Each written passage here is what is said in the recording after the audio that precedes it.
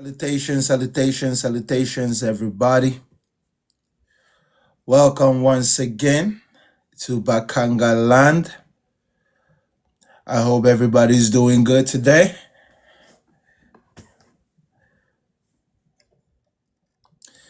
Tap the screen, tap the screen, tap the screen as you're coming in, ladies and gentlemen. Tap the screen, tap the screen, tap the screen.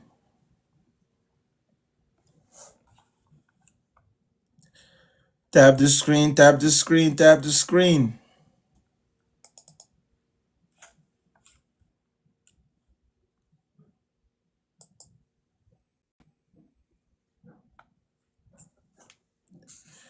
There is no God, there never has been, there never will be.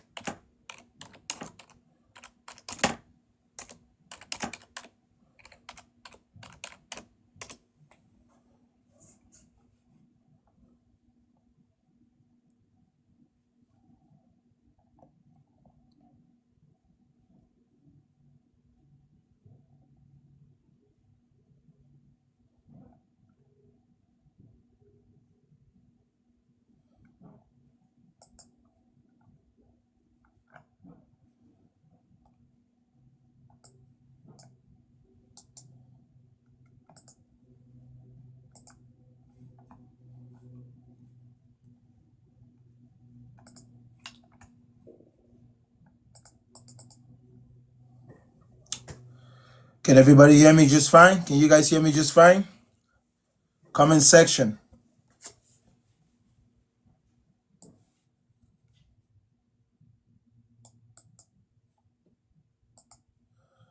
All right, all right, all right. I hope everybody's doing good this morning. Welcome to another day in our world where the United States invaded Iran.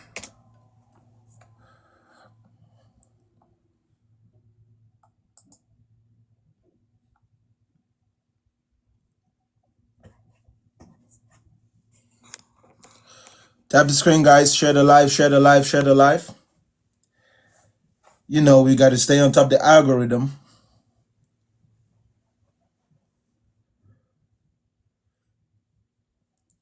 Do I see Shikanga in here? Do I see Shikanga? Do I? Ooh la la. I know somebody's gonna be answering when they die. Ricky, who's gonna be answering when they die? Have you died before? Have you died before, Ricky? How do you know that anybody answers anything when they die?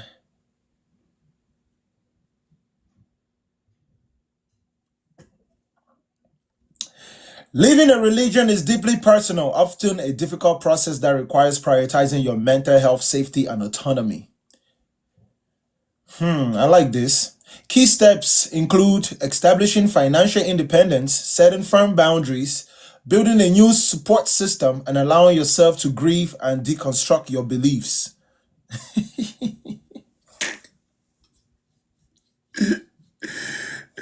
If being financially stable is one of the requirements to live religion, damn. That would mean a lot of you are still in it. But they say to prioritize your mental health. A debate about the existence of God. Share your thoughts. That's the AI summary, huh? I like that. How you doing, brother? What's cooking? Man, I got a couple questions I want to ask you. I've been watching you for a minute. A couple of questions you want to ask me. You've been watching me for a minute. Go ahead. Okay. I've been paying attention to what you've been saying, like there is no God, right? Yes, sir. Okay, do you believe that a woman created the universe? No. So who created us? The question is not who. If at all you're going to associate the universe with any type of creation, you should ask what. What created us? We are yet to find out. We're a long way to find out. As far as what we know right now, we use the word creation as a figure of speech. We do not have any evidence whatsoever that the world was created beyond natural processes.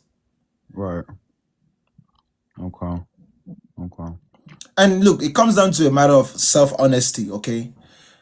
Some people think that they are compelled to formulate an assumption in their mind, be it as it may, they may think it's logical or not, and then assume that that logical conclusion is the truth. No, something can be logical and still be a lie. That's why it's emphatically important that you establish truth backed by evidence beyond just, mind games. Right. Right. So if you're going to tread, you want to tread lightly. You want to tread based on what is visible. It's like walking on a rope, a rope that is pinned between the peaks of two mountains. The evidence is going to be the rope itself. Everything else is the air around it. If you fuck around and step on the air around you, you're going to find out real quick. Okay. So do you believe something created us? No, I don't have any reason to assume that. And even if I was to assume that, it carries no real life implications to my day to day life and how I navigate the world. That's like jumping the hoop. It's like you wondering when you're going to graduate high school when you're not even done with kindergarten. The stage at which we are as humanity, we're in the process of comprehending the world around us. We don't even know how deep the ocean is. Why Right. will you get caught up with the whole universe? Right. Our priority is to understand our environment and master our environment and then expand from there. We can observe many things even beyond our environment, but not to the point of mastery, only to the point of reasonable speculation. So, any intelligent, wise person, you should not necessarily ground your entire world based on your assumptions about the broader reality until you can ground your personal reality and your immediate reality. Okay. That makes sense. I see you, Helen. Okay, man. That's all I wanted to know, man. All right, brother. I Thank appreciate you for you. your time. Thank you. It's not that complicated, guys. The problem with the idea of God is that some people take it too seriously. When you take the idea of God too seriously, you become like freaking Iran. You become Iran. You start making laws. You start oppressing people who don't think like you. You start becoming an extremist. It becomes a problem ultimately, God is not something you should take seriously. It should be an afterthought. If you make it your priority, Hey, hello. yeah, Wakanga. I wanted to ask, so if there is no God, who created your eyes, your nose, your mouth, your face, all that? Your body is a perfect design. Who created that? So can you answer me that? I was gonna say it's a stupid question, but let me just say for you, why do I need to assume anything about my body beyond my mother's womb? Why do I need anything beyond that? Why do I need any information about why I am the person I am today beyond the fact that my mom gave birth to me? But our body is perfect. Like we have a perfect Whether it's body. perfect or it's not perfect, my mom gave birth to me. That's it. The answer is simple. I don't need to complicate it. Complicating it will lead me into bullshit. Allah created us. Yeah, sure. Whatever makes you sleep at night. You can tell yourself whatever lie you want.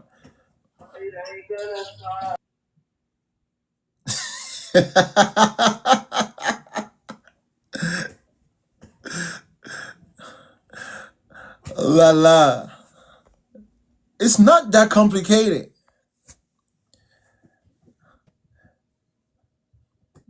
What's up, brother It's man? not that complicated. What's up, man? How you doing today? I'm doing all right. How are you? Dude, I'm doing good. Can't complain. All right. You What do know. you got? I see you were just asking a question. Why do people believe in God? You know, I didn't necessarily believe in any type of creator until last year, and I have aphantasia. And while I was completely awake, conscious, and sober, I had a vision while having an overwhelming, convicting belief that there is a God, and that I knew his name already and where to find him. And I believe now. even though for about 27 years I didn't. Only because of that vision. It's only because I saw that I actually believe, but from a logical, consistent point of never having any visual proofs, I can understand why people don't believe. Why do you claim that there is no God if you do not have all knowledge? Now, hold on. Let me ask you a question first as to what you said about your experience. I'm curious about something.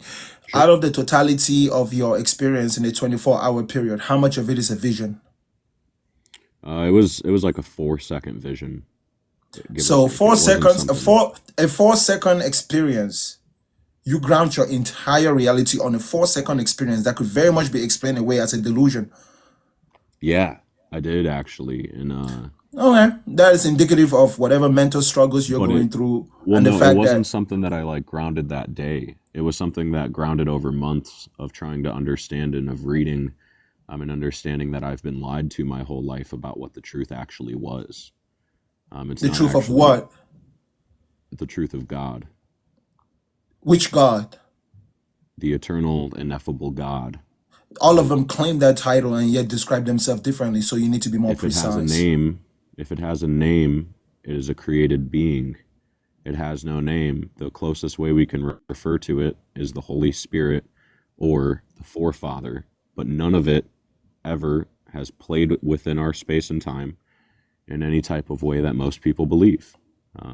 It's a really weird thing How do you have so much details about it, considering that you only had a 4 second experience? because I've continued reading and understanding. Reading what?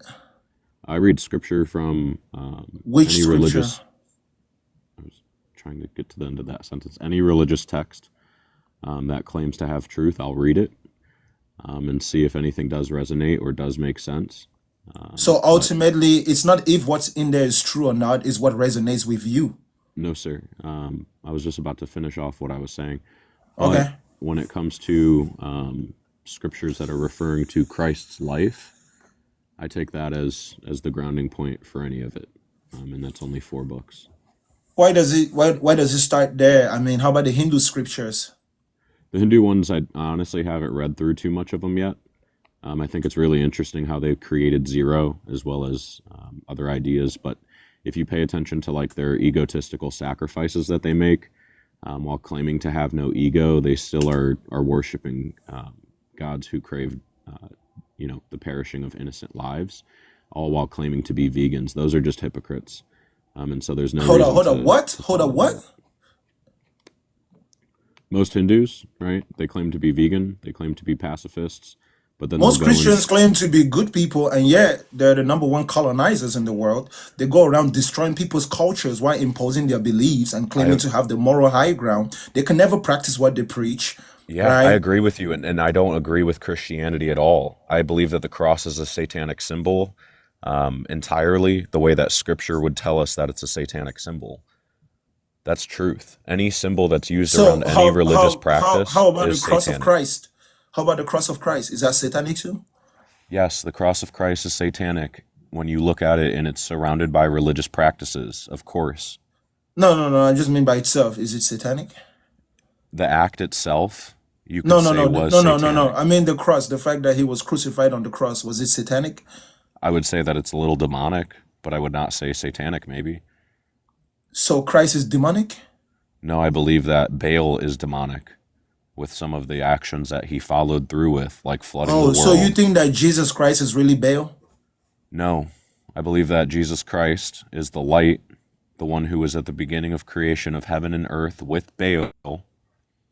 I don't believe that Jesus Christ is the eternal ineffable. I believe that Baal, or the way that we should refer to him now, the Father and the Son, are both sitting on the throne of judgment. But God, the eternal, the real God, doesn't care to judge. There's none of that judgment that happens I there. The got you, eternal, Helen. ineffable Holy Spirit doesn't do that. And that's why when we look at like Christ's words in the book of John, he literally says God is spirit. So any Okay. physical creature or anything that's named, it's not God. Okay, so my question for you, despite all of that, because I'm sure if I keep asking you questions in that line, you always have a response consistent with whatever version of the myth you've preferred. How do you feel now that you believe like that? How do you feel? Well, I've had existential depression since I was a child, based on hypocrisy and the ignorance of this world. And the moment that I felt like I had understanding from his perspective that I'm supposed to hate this world the way that it's been designed. Hold Well, up. You hate specifically the systems. you hate the world. I did for a really long time, of course, and the Oh, people you that don't you chose don't the you don't world. you don't hate it anymore? Not really, no. That's great. That's great. So my question though was really like, how do you feel? How not feel now that you believe? Yeah, I feel better than I ever have, right? Again, I was trying to get to that point. It went from a point of Yeah. existential depression then to being understood by literally the thing that all people tell you, oh, love your neighbor. But he's telling me to hate myself and the world.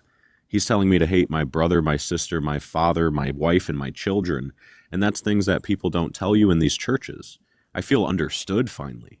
I feel like it all actually makes sense for once compared What to is what what exactly makes sense? the fact that most of everything that we've been taught in this world is deception and lies, especially if it's coming from people who are calling themselves father on earth, especially if it's coming from people who get Hold married. up. Is it possible that one of the things you've been taught that is a lie, especially something that's widely believed, is that God exists? Have you considered that option? Have you considered that Of option that it's course. possible to find fulfillment in is simply accepting the the the temporal aspects associated with your existence? Yeah. And I actually explored that for about 10 years, give or take, with not having to worry about any of it. Like those my own experiences in deconstructing. You explored what exactly? I've explored all walks of spirituality, essentially, from the general idea of Hinduism to studying of the chakras to astrology to whatever it may be, understanding it as a science, not necessarily understanding it as a Do definitive. you understand what is at the root of all those teachings and all those practices and all religions? Do you understand what is at its root? Yeah, Tell me what it is. it Very was my very curiosity. briefly. No, it's It not was. curiosity. That was at the root of every single one of those things that I just said. It was only my No, I'm not curiosity. talking from your perspective. I mean from the general perspective. What is at the root of all religions, all spiritual paths, all teachings? What's at its root, and what ultimately do they all have in common as far as what they seek to accomplish within a human being? I would just say gaining of knowledge. I No, believe that I believe that existence as consciousness, the only guaranteed growth, or the only guaranteed thing is no, no, growth. no. That's not it. I believe that is what it is. But why don't you give me your opinion on it? Well, I don't want it to be my opinion. I want it to be something that is observable. Oh, where did you go? What happened to you? It's behavior. All religions, all spiritualities, ultimately, no matter how complicated it feels, it all comes down to how you behave. Like literally. And what we now know in 2025 is you don't need an elaborate system of spirituality, constant experiences of non-supernatural things to tame your behavior, to be well behaved in the world. Ultimately, you may believe 10,000 things, but they remain all irrelevant if it has no direct impact upon your behavior. That's the essence of it. And you don't need religion. You don't need spirituality. You just need self-awareness, and you just need to be honest with yourself. You literally just need to be honest with yourself. Where did you go, buddy? Maybe his phone died. When you begin to put yourself in the box of a specific category, your behavior will be impacted by it. And anyone who doesn't conform to your way of thinking or to your way of behavior, you start seeing them as enemies. And ultimately, that just leads to conflict. And that defeats the whole purpose, right? Human beings want to get to the point where we can all behave in a way where we get along. All these spiritual systems, all these religious systems, they're all trying to accomplish that. Islam and Christianity are the biggest failures because they're not able to accomplish it as the world is. So they propose a system where their gods or their messiahs come and destroy everybody that doesn't conform to their belief systems and then leaves just the ones that already believe. Think about it. Why does Jesus Christ have to come back when he comes back and in the second coming and kill everybody that took the mark of the beast? That's because he doesn't have the ability to unite humanity as we are. He doesn't have that power. The only true power he has is to purge us, right? Is to purge.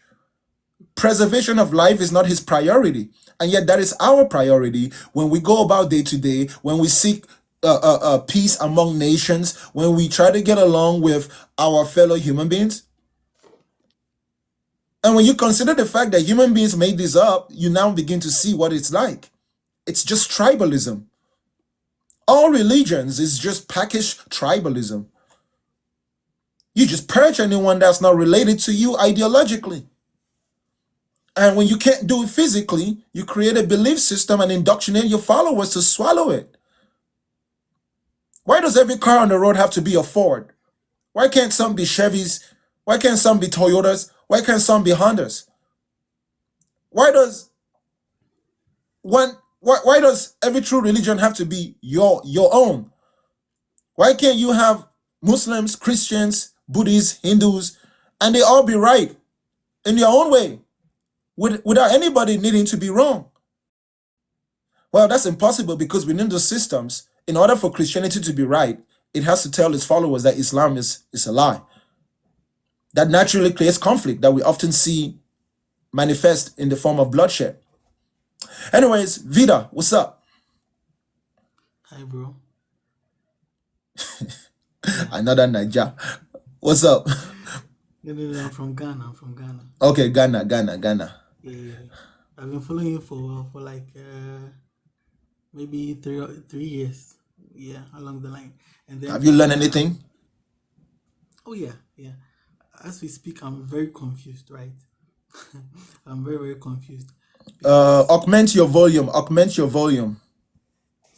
okay, let me see.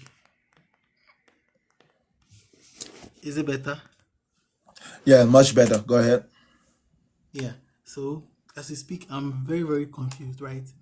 Because you know, I've been listening to a lot of deconstructing videos, and I myself, I'm actually deconstructing, right? But then there's a school of thought that says if there's a creation, then it means there's a creator, right? That's one. And then down here in Africa, like we do a lot of black magic and all that, and then there are times where people can actually take others to the shrine, and then do all sorts of things, right? So and then sometimes like it works, right? Because I've had an experience like that before. My dad, sometimes it works. So my problem now is it that is it that the gods of the shrine is actually God, or is it that there's no God? Because It doesn't work. really, If it worked, can you explain the condition of Africa today? Don't you know that anything that works makes society better? It contributes to society. Anything that doesn't contribute to society doesn't work. It's useless. So what contribution have all those shrines contributed to the growth of African people? It's only contributed to dominate your mind, instill superstition, and make you fearful. You need to be practical. 1 + 1 is 2. true. If I dig a hole, I dig until I find water. Once I find water, I stop digging. You don't keep digging after you find water. But if you dig in the desert, you might not find water. So there's no point in keep digging. Sure. So yeah, You know, and there is a consistency. Anytime something works, there is a consistency. Drop all that nonsense, bro. The United you States is know, dropping bombs on Iran right now. true, bro, true. Yeah. You, How many African native doctors have gone and helped Iran out? If the United States comes to Africa today and start dropping bombs, they drop some bombs in Nigeria. How many native doctors went to rescue those people? you Drop know, that funny thing nonsense, is, brother. That's outdated thinking. yeah, That true. is literally outdated thinking. It's not out of hatred. It's literally growth. It's growth. Yeah, We need to grow out of those childlike forms of thinking. yeah. You know, as we speak now, I think is it Israel or one of those? They dropped the bomb on a Ghanaian base in Lebanon, right? And you know, and also you see, with me, I've actually Hold up. Ghana has been, a military base in Lebanon? yeah, Ah, really? true, yes. What do If they you check what do they with, do on that military base? I, I, I don't even know. You know, when the place was bombed, they were saying, "Oh my God, oh my God," and I'm like, how can a military man be there saying, "Oh my God"? Because Israel, America, Iran, they fight with real life missiles. Africans Yeah, fight with spiritual missiles. And they are not smart enough to figure out that it doesn't work. Right? That's why you and I, we yeah, have the responsibility to be practical. Look, you're gonna have children, you're gonna be a man, you're gonna have family members, you're gonna have people that you're gonna influence. Focus on developing yourself practically. So work hard, develop a skill, develop a discipline, make some money, accumulate some resources, get a wife, or get close to other human beings and live your life while you're here, and then when you die, live what you work for those who come after you. It's simple as that. It's not complicated. You see, that's why religion has confused many young African people. You don't have time to think about real life solution while trying to yeah. fathom spiritual nonsense. If you commit yourself to figuring out spirituality, you'll be useless in the real world. you You know know, gain yeah. gain financial stability before you start worrying about other nonsense. I mean, you know, there's something you said that I really like. I think it was this week, right? You said if you are like living in this modern day and you think that Jesus is coming back, then it means you're not serious. What is he actually coming back to? And you know, I've been thinking about this for a while now because um I don't even understand the concept of you telling me that okay, I killed my son for you. So because I killed my son for Stop you, thinking all about of it. this, I mean, all those Even if things, you understand it, it will not benefit you anything. Abstain from it. Abstinence. You yeah, remember when we were growing up in Africa, they used to tell us, when they used to try to educate us about HIV, because they didn't want us young people to go around fucking anyhow. And they yeah, were giving us condoms and preservative even to innocent young kids. They used to say abstinence is better than cure. yep, yep. Abstain from this. Take your Bible, go and find a stone and put it under.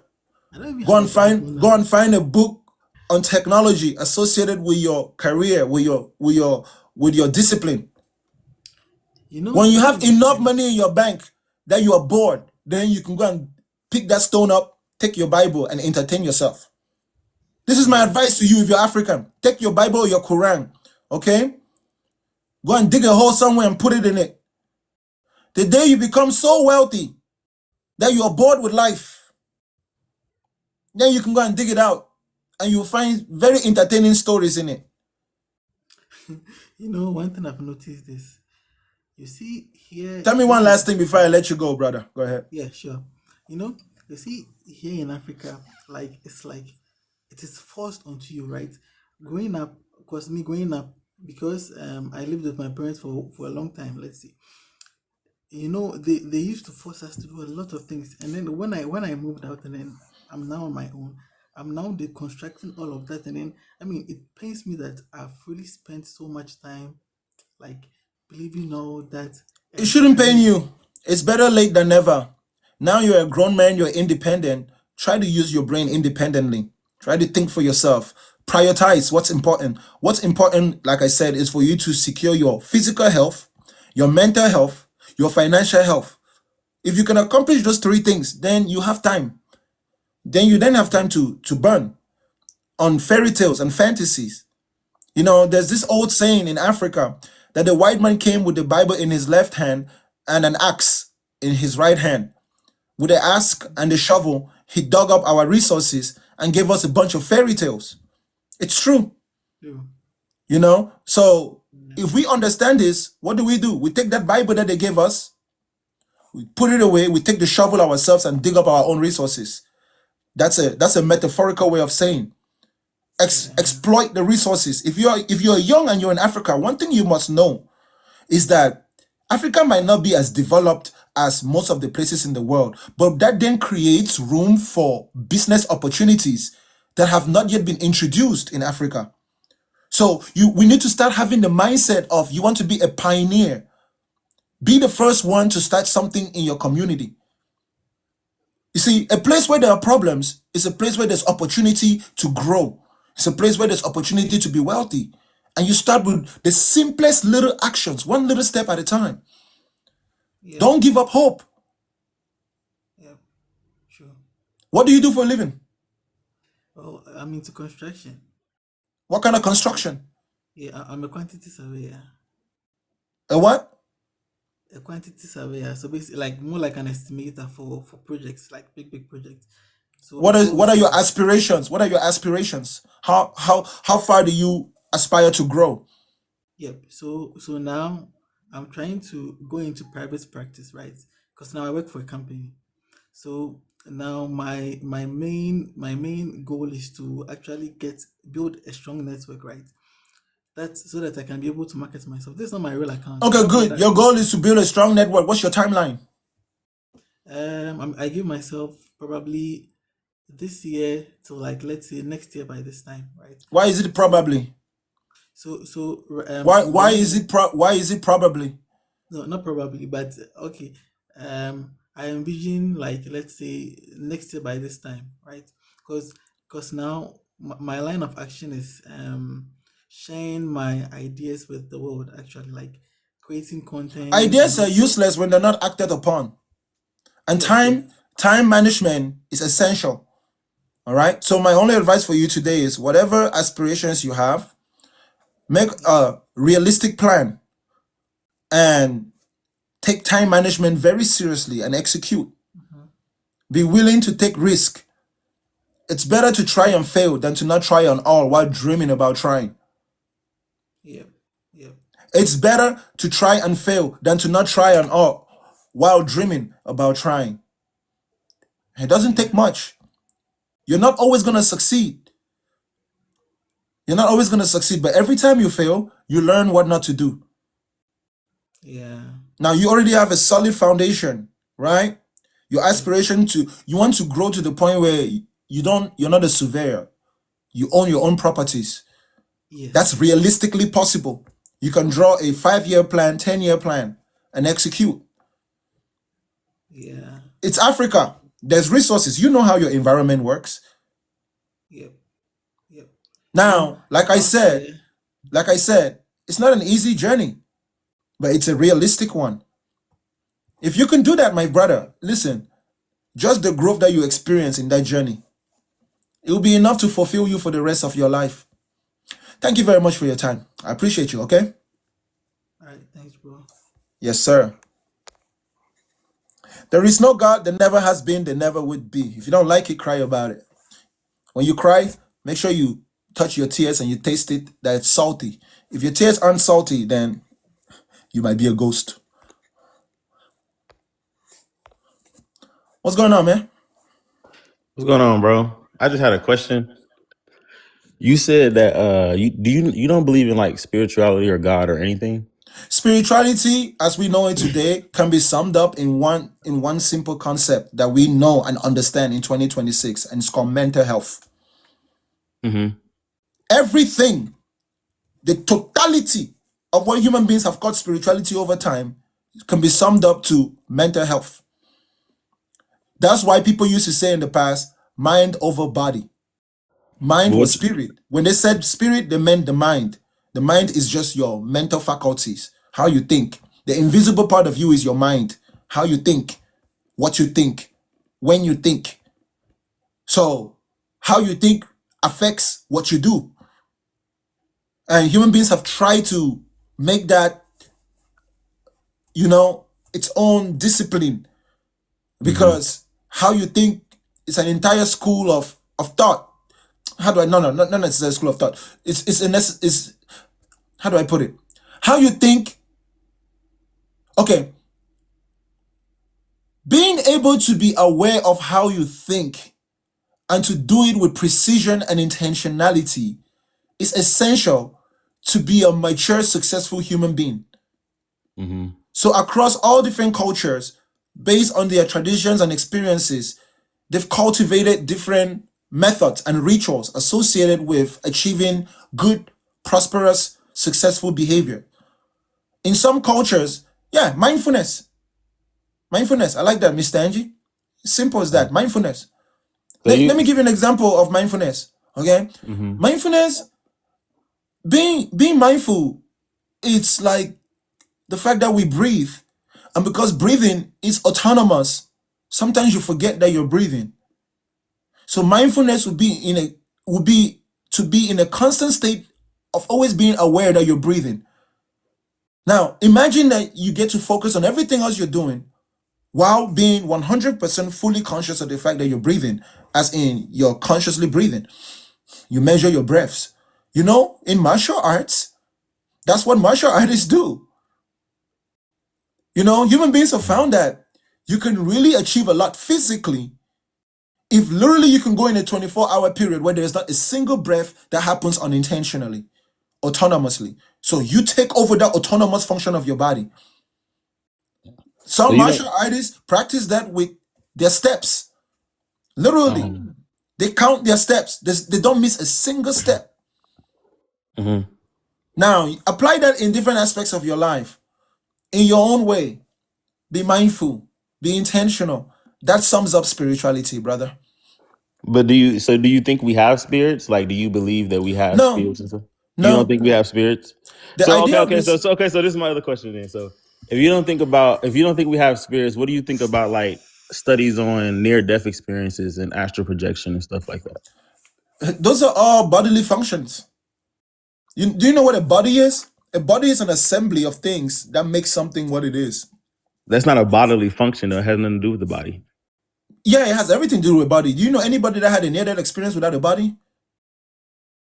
They didn't have their body. They seen their own body in the experiences they had, but it's Guess what? nothing but their, like you were saying. I get what you're saying, but it's nothing like their awareness and their consciousness. It's something to. I think it's something to all religion. I'm not saying they're right, but I'm saying like to rule out we don't have spirits and have that materialist mindset. Like No. everything is just Listen. physical. That's No. kind of Hold like up. taking. Hold up. You see, that's why when you start thinking like that, you make yourself dumb. And I don't mean this in a bad way, okay? I quite mean it literally though. Because think about it, right? If a computer can tap upon the internet, does that mean the computer has a spirit? If a computer can perform wireless functions and communicate wirelessly, does that mean that it has a spirit? All the hardware and the software is in the computer itself. It needs a receiver and a transmitter within it to send signals in and out. Now, is it possible that a human brain can send out wireless signals and receive wireless signals? That's a science that we're studying. Yeah, in physics, yeah, they come from quantum physics. Yeah, hold up. It all boils down to bodily functions. What is the receiver and what's the transmitter? So no, What- we don't know that though. That's the question. That's part of the hard problem because we don't know where Relax, consciousness. bro. We don't know where consciousness comes from. Relax, bro. No, I'm just telling you. You've been talking this whole time. I'm just asking you the question because we don't know. That's Actually, what- in physics, we really don't know where consciousness Brother. come from. Consciousness doesn't come from the brain. Brother. We haven't figured that problem out yet. Brother, relax. You don't have to say the same thing 10 different ways at the same time.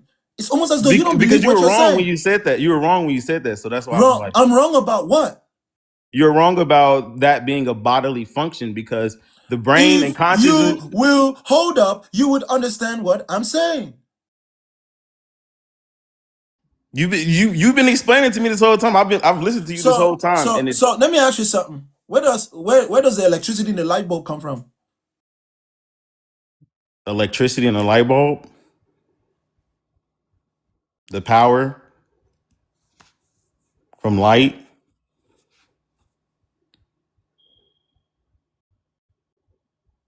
Energy, plug it in, energy connecting through a wire going into the light bulb.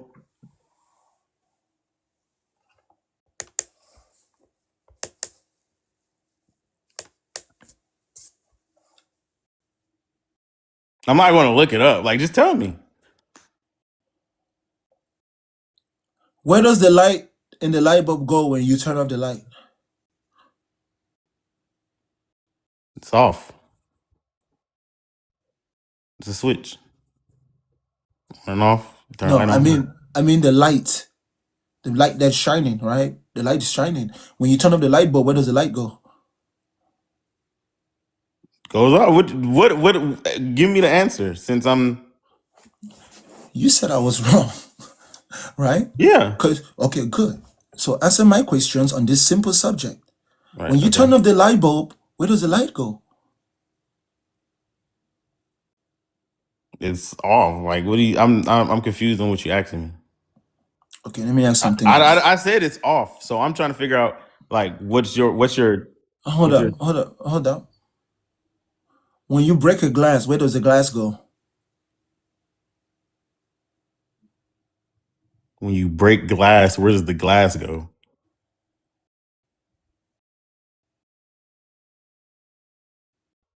What do you mean? Where did the glass go? The glass just breaks. It's still in existence. Okay, do you know what a function is? Yes, What is a function? it's a system of, and it provides a system. Your body functions. You have a metabolism that functions. Functioning, like you are functioning. Yeah. When you say something has a function, what does that mean? Which it means it's functioning, like it's moving, it's alive, like it's Okay, not do necessarily you alive, do but do you it's working, do like it's in motion, it's processing. do we know? Okay, how do you know that the function of something is associated with that thing? How do we know the function of something is associated with that thing? I'm trying to figure out what are you getting at? Because I Okay, had I'll I would explain it just to you. I would all I was I will explain it to you. Check okay, this out. yeah, go ahead. This pen has a function as long as it is in this form. Should I change its form, it can no longer function as it currently is. That's why I will now know that the ability to write using this fine tip is grounded in the specific form of this pen. Consciousness is one of the functions of the brain in conjunction with all other body organs. All right? And like you said, it's something that we are studying and we're trying to understand. We don't yet know all the functions of our brain. Like we haven't maximized our potential. Right. In fact, our true potential would almost seem supernatural in its fullness. Hence, there are some things we do today, right, with our brains, like mathematics, that the average person 2,000 years ago would look at you and think you are a divine being. In fact, not only do we do that, but we use our brain functions to manipulate systems in the world that's equivalent to the best imagination of the supernatural of somebody from 2,000 years ago.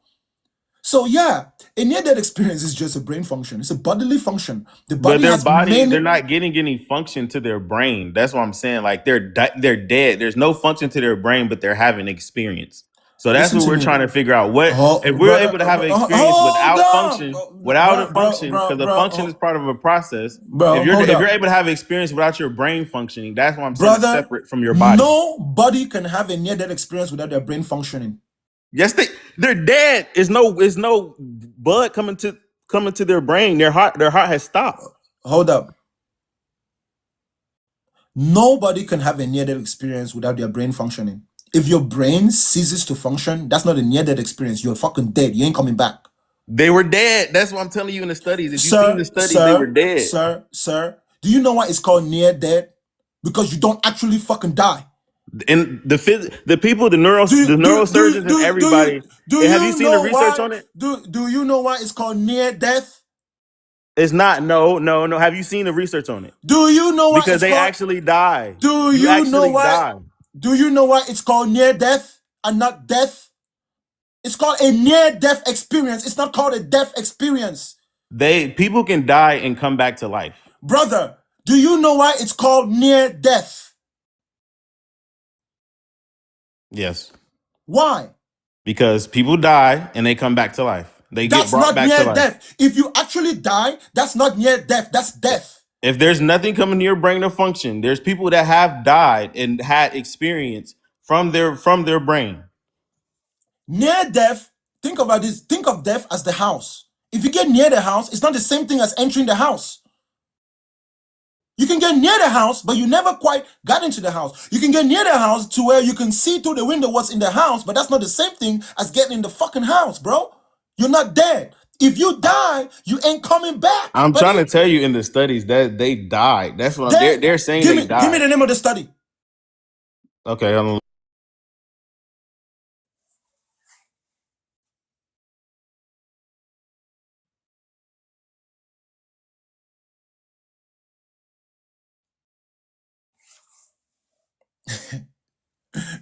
This is not even complicated logic. This is 5-year-old logic. If I got near the finish line, it's not the same thing as crossing the finish line. Are you slow? Death is the finish line, buddy.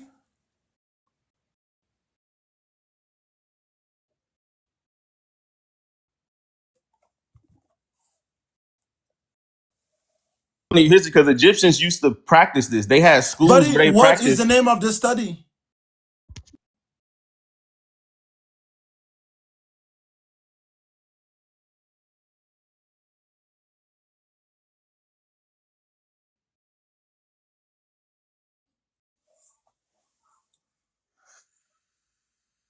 They believed in Jesus. They seen Jesus. It's whatever they believed in. What happened to them in life reflected Brother, when they I'm only died. interested in the study. I just You know that when you leave the screen, I can't hear you, right? You Dr. need to Jeffrey study Long. that. My bad, Dr. Jeffrey Long. Doctor who? Jeffrey Long. Let me look it up. Yes, I'm talking about astral projection and all that. People actually astral Relax. projecting. No, I'm answering the comments because they were saying astral Don't projection. answer the comments. You're talking to me. My bad. Doctor who? Je- Stop getting off the screen, bro. Every time you get off the screen, I can't hear you. Jeffrey Long. Dr. Jeffrey Long. Yes.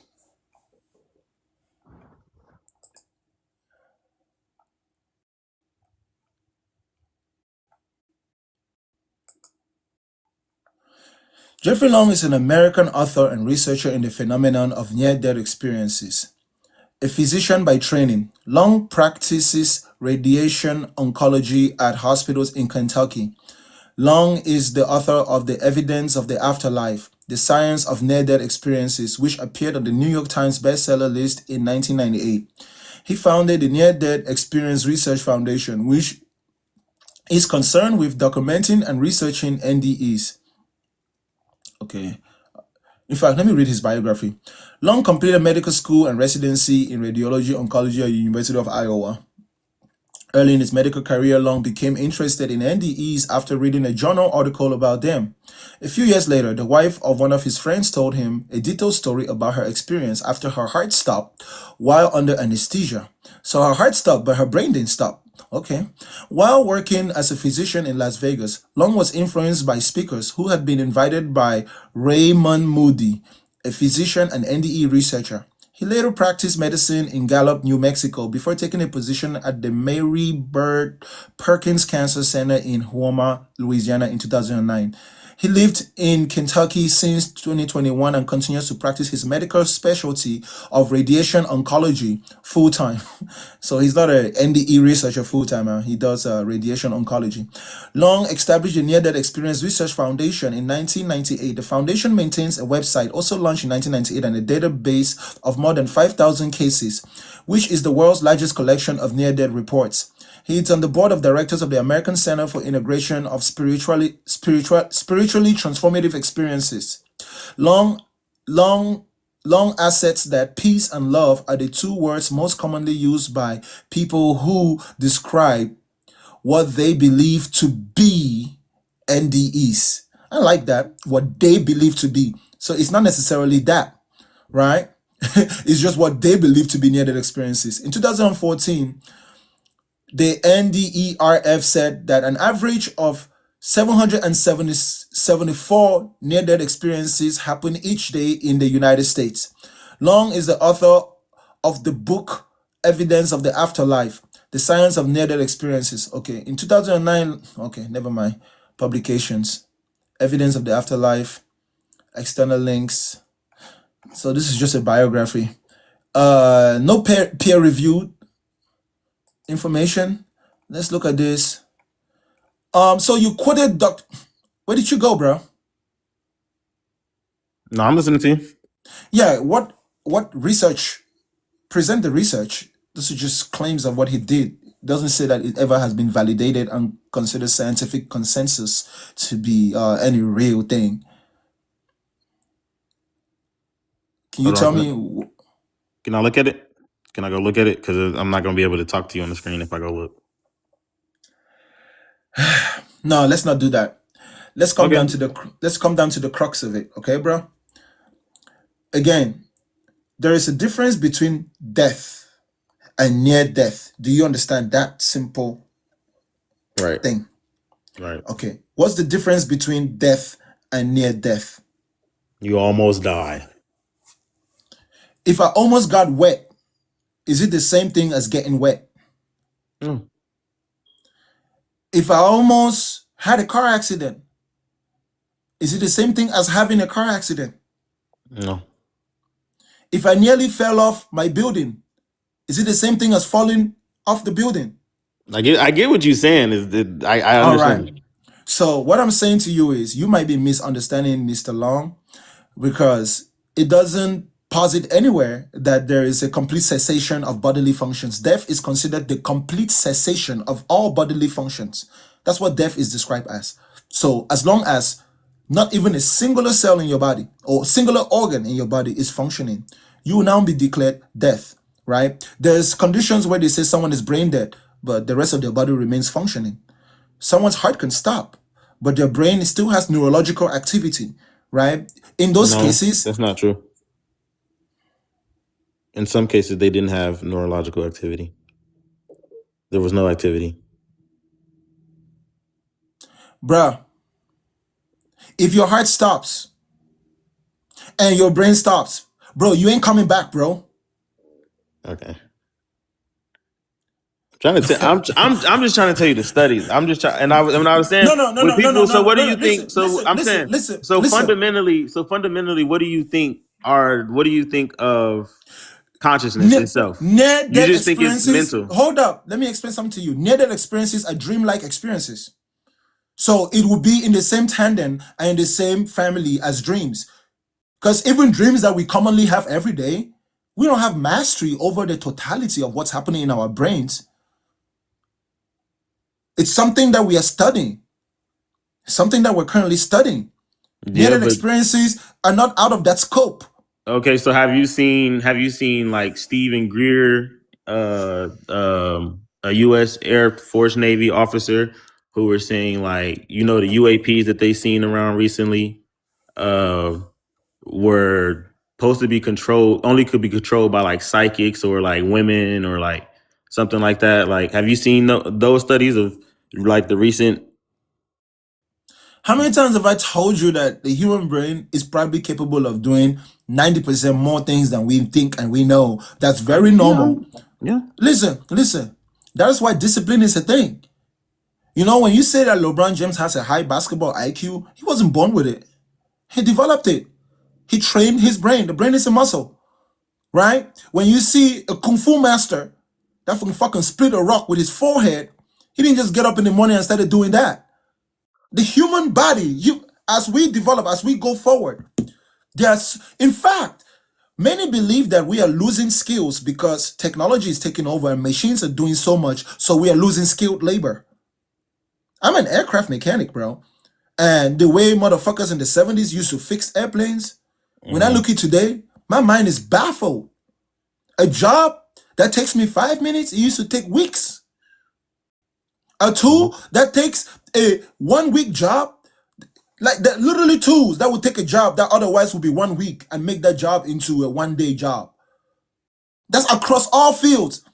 So while people like you are obsessed with NDEs, while people like you, fucking rich people are investing to replace your fucking brain with AI. Rich people actually, you remember, you know, in Iraq, they actually took the Sumerian tablets and did Project Looking Glass You're not listening. That's what this is actual history, bro. I'm actually telling you that rich people, billionaires, they actually take this information from us. They in the Vatican and all under there. There's all these books and everything that people have learned, spiritual practices, voodoo, all that is actually real practices. Listening, having a high basketball IQ is not spiritual.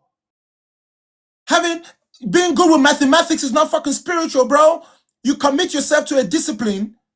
You to practice and growth. You can accomplish what the person who hasn't gone through the same training can't do. Fucking Navy SEALs are like super soldiers. They ain't born like that. You know, LeBron James can jump so high. I can only dream of it. That's you talking about. It's not because he's supernatural.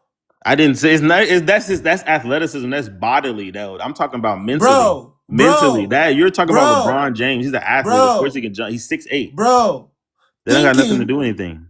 Thinking to the brain is like making a fist with your hand. The brain you're comparing the brain to the body. You're saying athleticism to the body is the same as brain. Your brain is part of your body.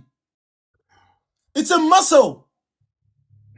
It has a function. I don't think you get what I'm saying, bro. Because it's not. No, if your mind, if your spirit and your soul, that's what I'm saying. You don't think we have spirit or soul at all, bro. And there's been studies. I feel sorry for people like you. Okay, do you? Okay, tell me, what does your stomach do?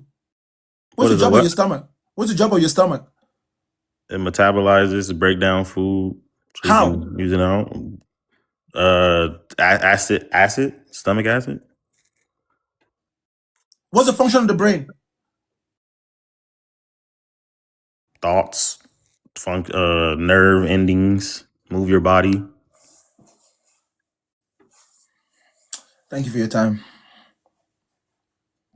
I appreciate you, okay, bro?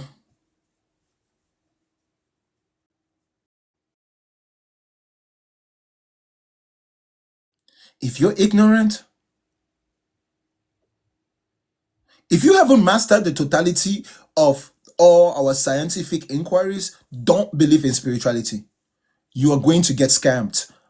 If you have not mastered all the sciences, and I'm telling you, you don't even have time to master all of it, don't believe in spirituality. You're going to get scammed, okay?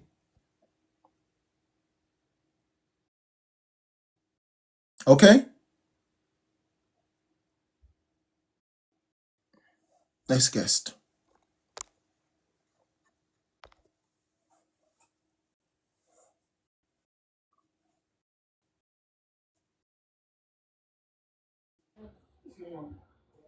Hello.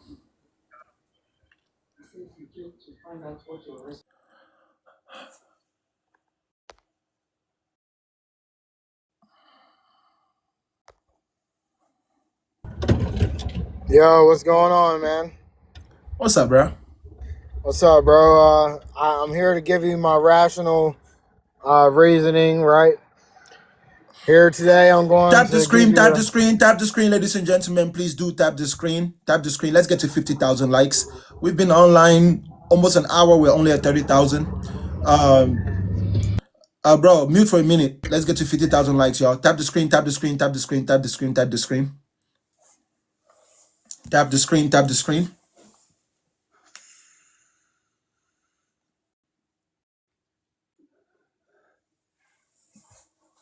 Are we good now?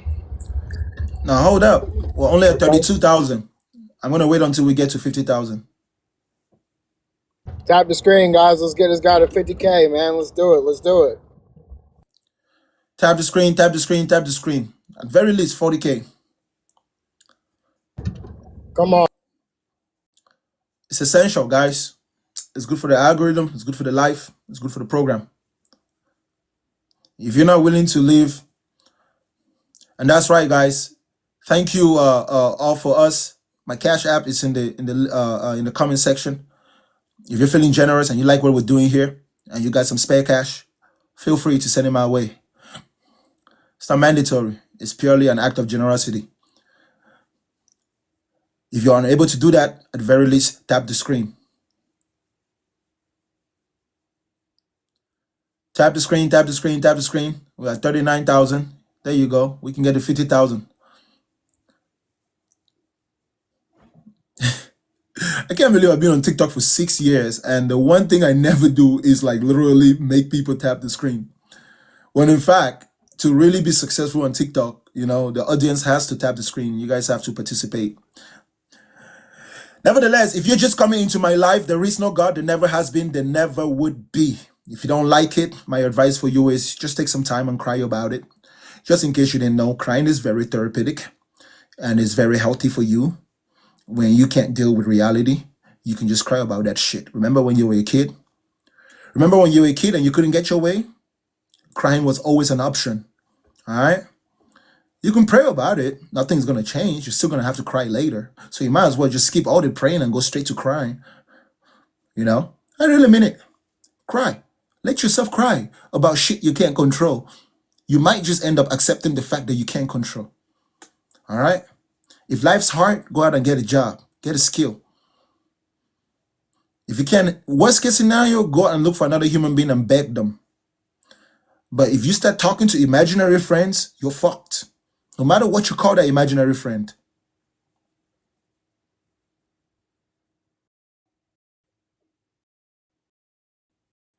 TikTok, what's wrong with you? Let's go. We at 50K. All right, bro. What you got for me?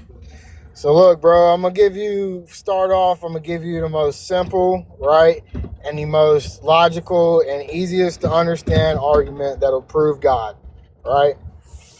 And that is simply cause and effect, right? For this universe to be created, that's an effect, right? And that has to have a cause, right? And everything in this universe has a cause to its effect. We know that. We haven't seen anything that was affected that didn't have a cause, right? But if you go down cause and effect of the universe, right? Without God, you'll go down this endless chain of, well, what created this? What created this? What created this? And eventually you'll be like, this is ridiculous. You know, it's an endless chain. But when you have God, it's not the same. That's because God is an eternal being, right? He's always been here and he always will be here, right? And so he is the only origin starting point of everything, right? Is the only possible way because he is the ultimate cause, right? And his effect is the universe he created, right? Everything in it was created by him, right? Your theory of evolution, that's not true, right? Where did he That's come made from? by a man. Where did God come from? Where did God come from? He's eternal. He's always been here. That's the exact same fucking You problem. don't have with to have a fucking- cause for God because he's Hold eternal, up, bro. Hold up, Semaj. Go ahead. That's the exact same fucking problem with you having a cause, that cause, a cause, that cause, a cause, that cause. The point is you're still gonna end up going fucking forever, and all you're doing is literally getting to a certain point and then assuming that nothing else comes after that, but then assuming that that one thing has been around forever. You're still gonna fucking end up going forever, and it's fucking ridiculous in the same capacity. You're not doing That's anything not true. different. Nothing else is eternal but God. What else could be eternal? Tell me what else could be eternal. Something else could have made God. Now you don't know. No, it's and not something possible else. if he's eternal. Do you know what eternal means, bro? Come on. Hold up. I know you're smart, man. Perhaps it's not something which is eternal, but the process itself that is eternal and constantly changing form. Hence, we say energy can neither be created nor destroyed. It can only be transformed from one state to another. It's an eternal It's eternally happening, right? So think about it, right? If I said to you, count till negative infinity, and you count till negative 1 billion, and you decide that negative 1 billion is the eternal number, how about negative 1 billion and 1? How about This negative 1 analogy you're billion and making is 2? not making any sense, bro. Hold up. Tell me how the universe was created, right? Hold up. You need to understand. What did I say? Tell me what I said. Don't crash out on me, man. What you said was Well, a bunch of BS analogies, okay, bro. tell me what I said so I know you understood me. Because if you're not understanding me, then there's no point in continuing the What? conversation. Right. I'm understanding you, right? What So you what said, did I say? what you're saying is that other things are eternal, right? That I could That's eternally not what I'm count saying. to a That's not what I'm number, saying. right? That's not what I'm saying. What are you saying then? Go ahead. Then listen and listen to Okay, I'm understand. listening, bro. Go ahead. You said cause and effect cannot be a continuously eternal process, right? It will be continuously. You will continuously forever go down a chain of cause and effect Okay, so without an eternal being. Without an eternal being. Why do you need an eternal being? You need an eternal being because with an eternal being, that means he's always been there, right? And always Hold up. But if There's you no starting point to eternal. That's you're not getting it. You don't understand what eternal means, bro. There's no starting point. There's no cause. Yes. Why do you propose that you need an eternal being when you do not observe one? I observe one. Where do you observe one? God, the creator of the universe. When did you observe God? I observed God when he came to the earth in human flesh as Jesus Christ. You were there? I wasn't there personally. My ancestors were there and they wrote about it in books. So everything human beings wrote in books was true? The Bible is true. Who said so? Bro, a lot of people said so. Yeah. Do those people have anything to do with European hegemony and colonization and Roman imperialism? Hold up. The people who told you that the Bible was true, are they in any way related to European hegemony, Roman imperialism? Are they in any way related to them? What do you mean Roman imperialism? And what are you talking about, bro? Come on, are you serious? The people who told you that the Bible is true, are they in any way related to European hegemony or Roman imperialism? I'm not sure about Roman imperialism. You think that the United States government tells its people propaganda and lies to the people about things that happen in real time? You listen to science, right? Semash, you think that the United States government lies to its people, or the Chinese government? You think that the governments of the world lie to their people in real time today? In a world where we have the internet, where we have cameras, you can't even tell the difference half the time between AI videos and real videos. But you don't think that ancient governments fucking lied to motherfuckers and wrote shit in books that were lies to control people? When the Bible was created, none of that existed. When was the Bible created? I mean, I don't know the exact date. I'll be honest. Yeah, because you don't give a fuck if it's really true. You just believe whatever the fuck they told you. True. How do you get truth? Do you know what truth is? Do you have absolute truth? You know it's true. You know it's true how? Do you know you can't have truth without God, right? You know true. Truth can only be grounded in God. You have no way to have absolute truth without God. Go ahead. Prove to me how you have absolute truth. Do you know about the laws of logic, bro? Come on, you're not that smart, buddy. I thought you were really smart, but what is this? A pen. Is that true? That is true. But how do you know that that's true? Have to do? How the fuck do you know that it's true? Because I can fucking see it. You observe it? You don't observe it? You don't see the pen on the screen? Are you observing it? You're saying because you're observing it that it's true, right? Buddy, do you see the pen in my hand? That's it. It's true that you have a pen in your hand. But how do you get that truth? Go ahead, explain it. You're stuck, buddy. You don't know the laws of logic. You don't know how about absolute truth. You have to have that grounded in God, bro. Because it all leads back to him, bro. You know you don't. You don't need it. You don't need to ground the bodily functions, your bodily functions, in a fictitious mythological idea that is a work of human ingenuity. We have independence and autonomy to operate in this world based on our consciousness of self and our experiences. We have common experiences. Yes, we can think, right? We have eyes to see and we have senses. Senses collect data, our brains process the data, and we act upon that data. You don't need no fucking God. Really? You can at least claim that God exists without lying about something so obvious. I'm not lying, bro. No, that is a stupid You're just claim. not smart enough to understand it, bro. I'm No, sorry. you are not smart enough to know that you're spilling bullshit. I'm not spilling BS. Do you know what the Again, laws of logic are? again, I've again. asked you this question a million times. You don't know The the three laws laws of of logic? are the laws three of laws of logic? Answer are the that laws question. of logic a What religious are the concept? three laws of Are the logic? laws of logic a religious concept? Yes. The laws I of mean, logic is a not a religious religious concept. not a concept, but it's grounded in God, like logic, reasoning, like truth. It's all grounded. Like, Okay, tell me which law of logic says that logic is grounded in God. I'm not trying to do your research for you. Hey, You don't even know what the three don't laws of run, logic don't are. run, You don't still haven't run. answered my question. Okay. Since you know what the three laws of logic is, tell me which one says that logic is grounded in God. You don't know what the three laws of logic are, bro. I'm not gonna do that. Do you know why you're not going to do it? Because you don't know what the I three already laws of cooked logic you are. on cause and effect. I already cooked you, bro. You have no way to prove that the universe was created. Religious people cook a lot of things in their brains and they don't have the smartness to know that it's not happening in the real world. So Okay, yeah, but you can you cook got whatever you want to cook. Tell me which law of logic says that logic is grounded in God. Of course, he ran. All these religious pseudo-philosophers. Is it the law of identity? No, it doesn't say that logic is grounded in God. Is it the law of excluded middles? No. Is it the law of non-contradiction? No. None of your freaking laws says that logic is grounded in God. So you go up to the internet and listen to these pseudo-religious philosophers that themselves need mental help. And you come and regurgitate what they say without using your own brain.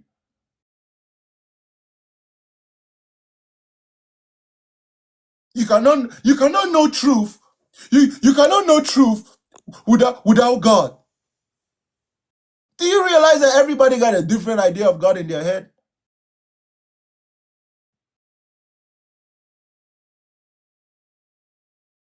How can you claim that you are logical with no critical thinking skills?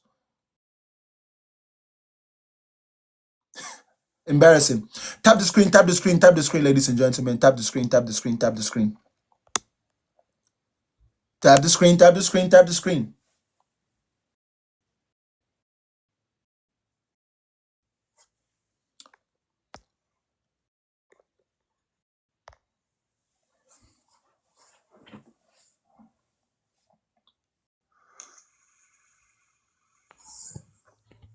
Yeah.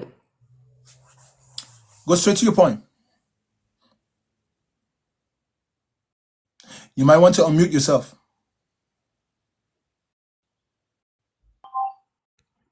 So I wanted to ask him a question actually.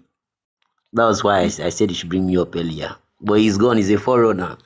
I see him speaking like a drunk person. Sorry, I'm not insulting you, but it's actually not making no sense.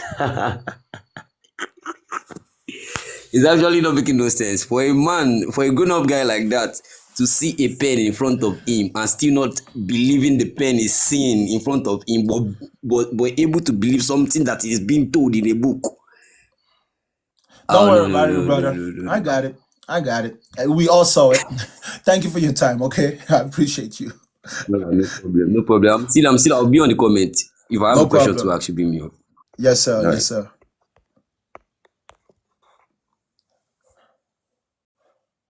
There is no God. There never has been. There never would be. Your belief in God is an emotional problem. You are being emotional. Your belief in God is all your feelings. It literally is. You know how we know it? Because despite all your belief, you still live just like us who don't believe. You claim you believe, but you can only live as if you don't believe. It is impossible to live in this world as if you believe in God.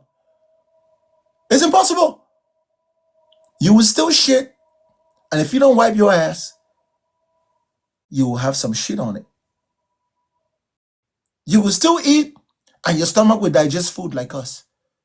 You will still go out and get a job to pay your bills like the rest of us. We don't observe a God, so we affirm that fact. There is no God here.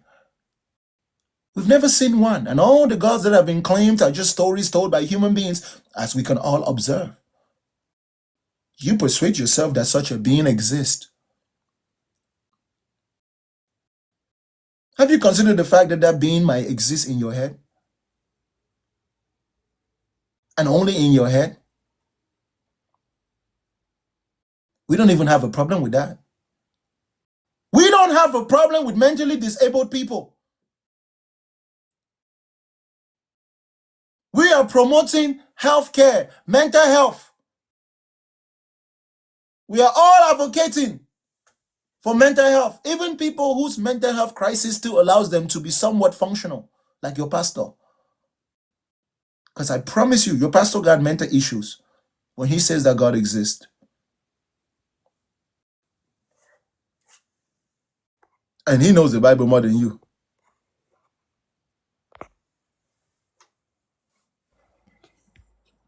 Hello, Bakanga. What's up, buddy? Long time, long time. I'm not here to debate you. I just have a quick question to you. Go ahead. What's the most interesting thing you know that life taught you? Sleep. Sleep. Yep. What's so interesting about sleep? Because when I sleep, I dream and I never have the same experience twice. It's always interesting, and anything can happen to me while I sleep and has no real implications in my life. So it always excites me when I go to sleep. Let's not even mention the fact that my body gets to rest during that time. Every day I go about, I work very hard because I look forward to sleeping. In my experience in this world, that's one of the most exciting things, if not the most exciting. So do you think death is like falling asleep? You know? Forever. So that's It's why like you want. it's like falling asleep forever, but without dreaming. Well, I think death is falling to sleep forever and dreaming. Would Well, make you will more need sense. you will need your body to remain functional in order for dreams to happen. But But we how? observe that when a person dies, their body decomposes. So that makes dreaming impossible. You can't dream if you don't have a brain that's Mm, working.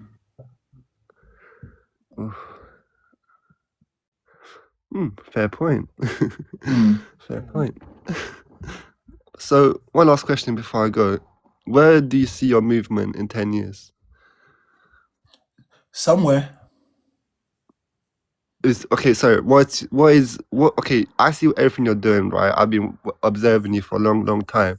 What is your end of goal? Like, what is your big goal that you're trying to achieve through all of this, what you're doing in the present? My goal is to get up every day and do what I do until I can't. But are you trying to unite people against this idea of a god, or are you just trying to I spread will truth? hope that one of the products of me getting up every day to do what I do is inspiring people to think like I think, if not better, and then allow the natural change to occur in the world. Oof. Okay, deep I am not talk. I am not hostage to my goals and to my dreams. Ultimately, it's simple, and I'm realistic enough to know that I can only do this for a temporary amount of time. And I don't find fulfillment in what I will be. I can only find fulfillment in what I am. So as long as I breathe, as long as I'm healthy, as long as I'm capable, I will tell human beings that God does not exist. If at all it helps them become more intimate with reality as it is, allowing them to solve problems more efficiently and to reach a place where human beings can work in harmony. So that's your legacy, huh?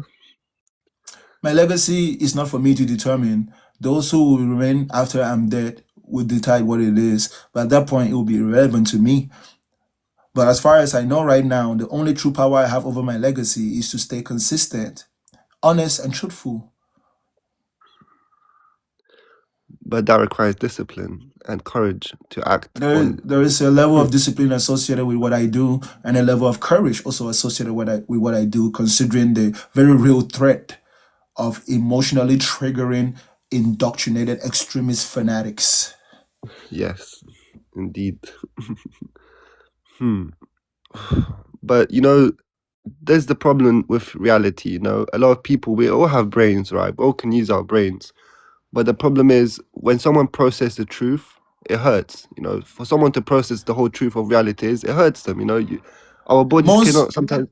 Most people cannot navigate the nuances between their personal reality, which is very real, and the common reality in which we live. There is a reality that governs the way you think, how you think, and when you think, as it pertains only to you. But then there's another reality that goes beyond just what you think and how you think, but that includes inputs from how other people think and what other people do that can set in motion a course of events that you cannot control. So it literally comes to knowing the difference between what you can control and what you cannot control. But when someone realizes what they can control is so limited, you know, The limitation is what makes it awesome. Is what makes it amazing. If there were no limitation, there might not be any desire for time sensitivity. Yes, your limitation is not necessarily, how do I put it, an impediment. Your limitation is more like a guide. Think about the bars that we put on the side of the road to prevent the car from driving off in case of an accident. That's what limitations is, but the road keeps going. So you're only limited when you're limited to your lane, but you're not limited as far as moving forward. So think of our individual lives as a lane on the road, and think of reality, our common reality, as the whole road that has 1,000 lanes or 8 billion lanes. That's what our world is like. Our world is like a highway with 8 billion lanes. There is traffic laws that govern behavior in each lane, and there's also traffic laws that governs behavior across the entire road. What you think in your head doesn't determine the traffic laws. What we all agree we should do governs the traffic laws. If you break that traffic law, the only ones that can hold you accountable is everyone else other than you. That's what life is like. Sometimes they say stay in your lane. Sometimes you have to step out of your lane. Sometimes you're not the only one in your lane. Yes. Listen, in your lane, those who are behind you are your ancestors. Those who are in front of you are your descendants. Those who are next to you are your fellow tribesmen. Think of life in that form. You are driving on a highway. You are driving on the highway where you cannot stop. You cannot come to a complete stop. You must navigate without coming to a complete stop. Once you come to a complete stop, you are removed from the road to clear up traffic. In very real words, we dig the ground and put you, because all you're gonna be is a pile of meat that's gonna be rotten and smelling. But that's where people get, like what you said right there, that's just how reality works, right? But people want to like twist the rules around, you know, and believe in a God, because that's what kind of makes them feel like that's not how reality is. So they can like make their own lane, you know. The problem is not believing in God. The problem is how you believe in God. But it doesn't matter how you do it. You still give it energy. You know, you still give it your focus. Yeah, for your time. entertainment. For your entertainment, I see nothing wrong with that. But this is the thing, right? Our brains, like I can lie to you right now. I can make a lie to you. You know, I can easily decept you. You know, because even if you told me the truth, I won't believe it unless I saw evidence beyond what you say. Yeah, and that's totally understandable. But what I'm trying to say here is like I can lie to you right now. Okay, that's something that we all can do. You know, we can lie to each other, give ourselves fake information, and that just gets passed on, right? But how do you lie to yourself? You know, I'm trying to say like these religious people, they're exposed to information that lying like, to yourself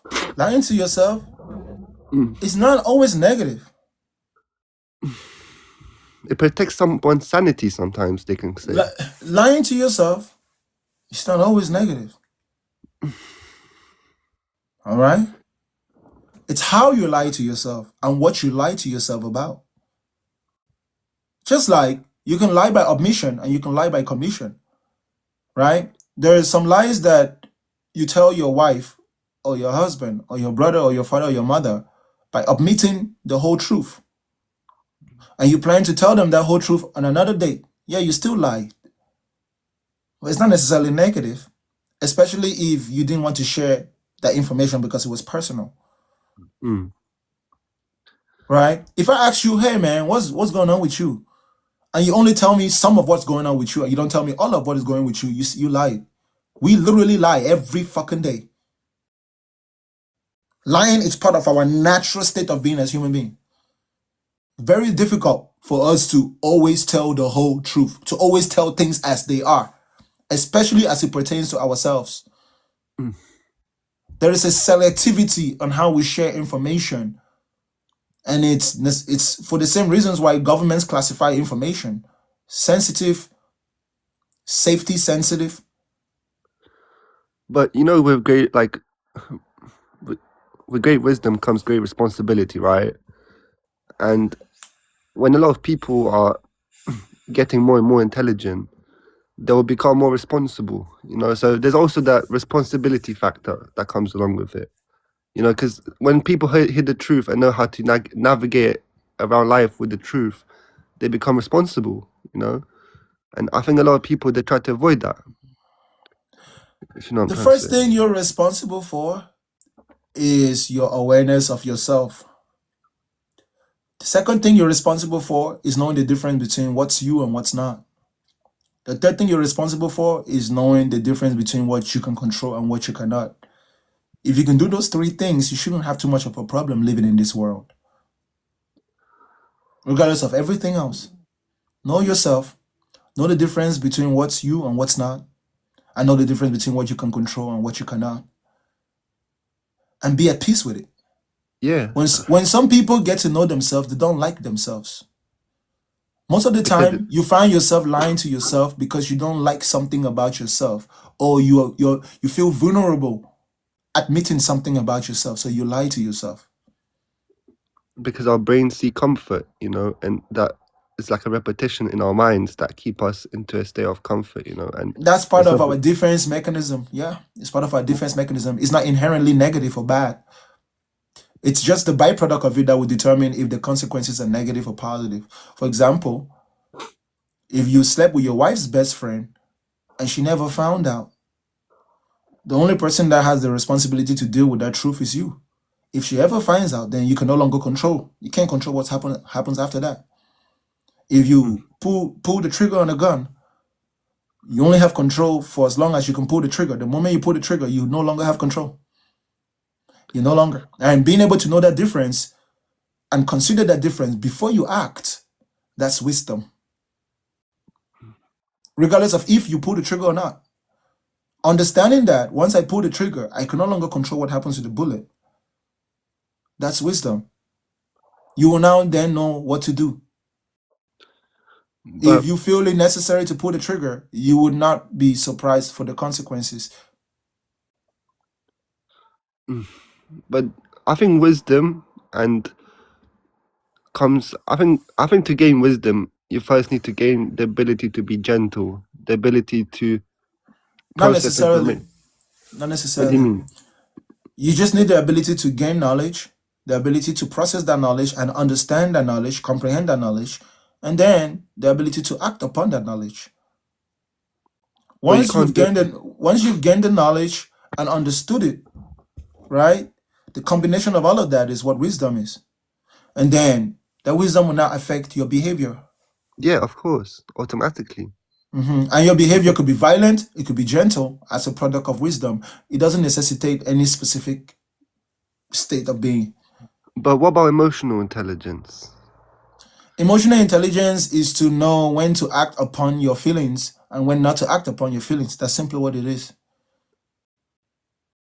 Sometimes you But that should is sometimes you should act based on how you feel, and sometimes you shouldn't.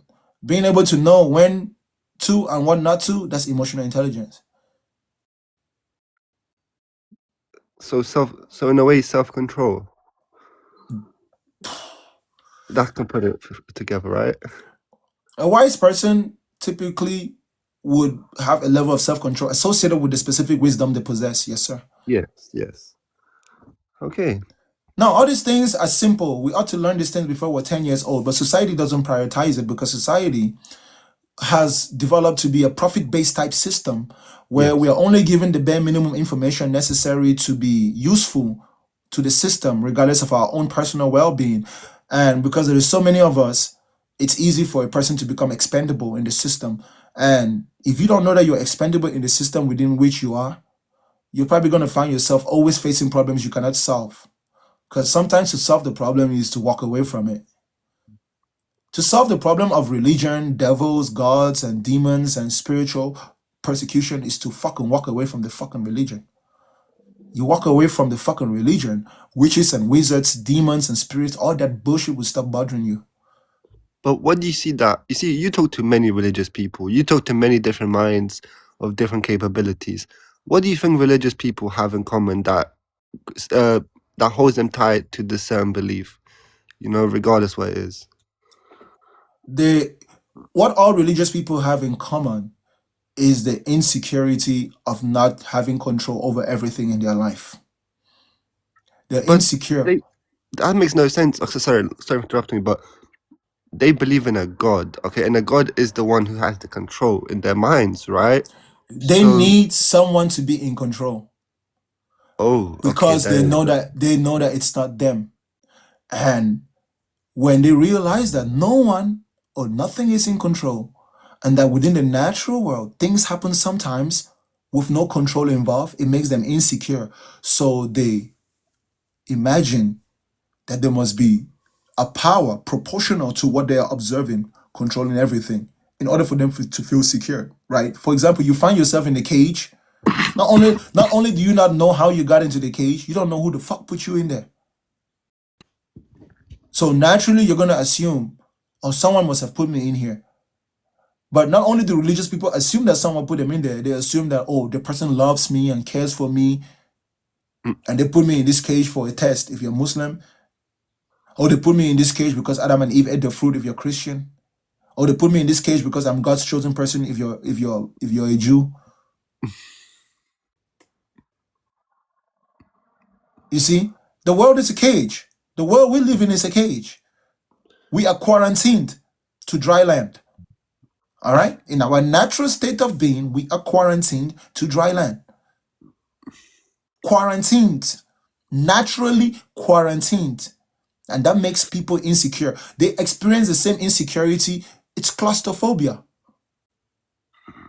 Imagine as vast as the world is. Can you imagine being claustrophobic in it? Shoot, let's say I put you in a big ass hall that's maybe 1 mile long. And after 50 years, you've already walked the whole hall. You will start feeling claustrophobic. Yes. Let's say I put you in a big hall that is 10,000 miles wide. Even if you couldn't navigate the whole thing, the lack of desire to put in effort to explore the whole thing can also make you feel claustrophobic. So you would rather imagine that someone put you in there, and if you just wait, the person will take you out. But guess what happens? You wait until you die and your remains perish right there. That's what the world is. That's why we dig the ground and put dead people. When we walk on this ground, we are walking on our ancestors, and we will soon join them. So what do you think we can do besides setting the right example to guide them to truth? The only thing we can do is to not worry about what we cannot control and find fulfillment in what we can control, which is ourselves. You don't need too much. You don't need too much. Listen, what will make you happy is knowing the difference between what makes you sad and what doesn't. If you can identify what makes you sad, the opposite will make you happy. So follow the excitement. That So our life is short and temporary. Perhaps that makes you sad. But what happens when you accept the fact that it's temporary and make the most out of that temporary time that you have?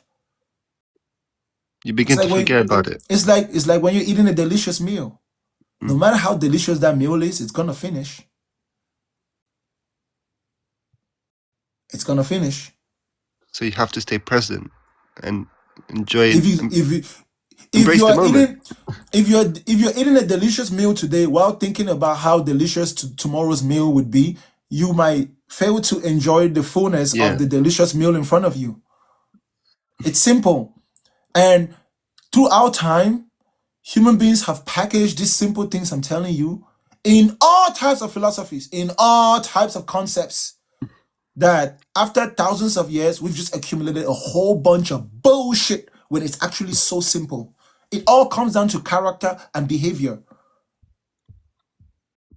All this teaching, all learning is to govern our character and behavior, ultimately leading to problem solving. The type of problem solving that improves our standard of living. Human beings desire to improve their standard of living. We explore to secure our future or the future of our descendants.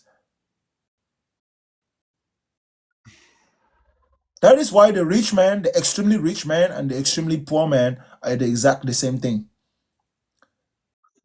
The man that is not that has nothing and doesn't have the ability to get anything he wants, and the man that has everything and has the ability to get everything he wants have the exact same problem. What Nothing do you think new. money what do you think represents money? Like what do you think money is supposed to represent that everyone is so addicted to it? It's not that everyone is so addicted to it.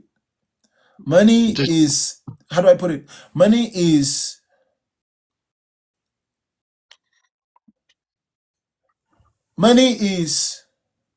the most efficient form of packaging value that allows human beings to exchange. No, actually, let me see. How do I put it? Money is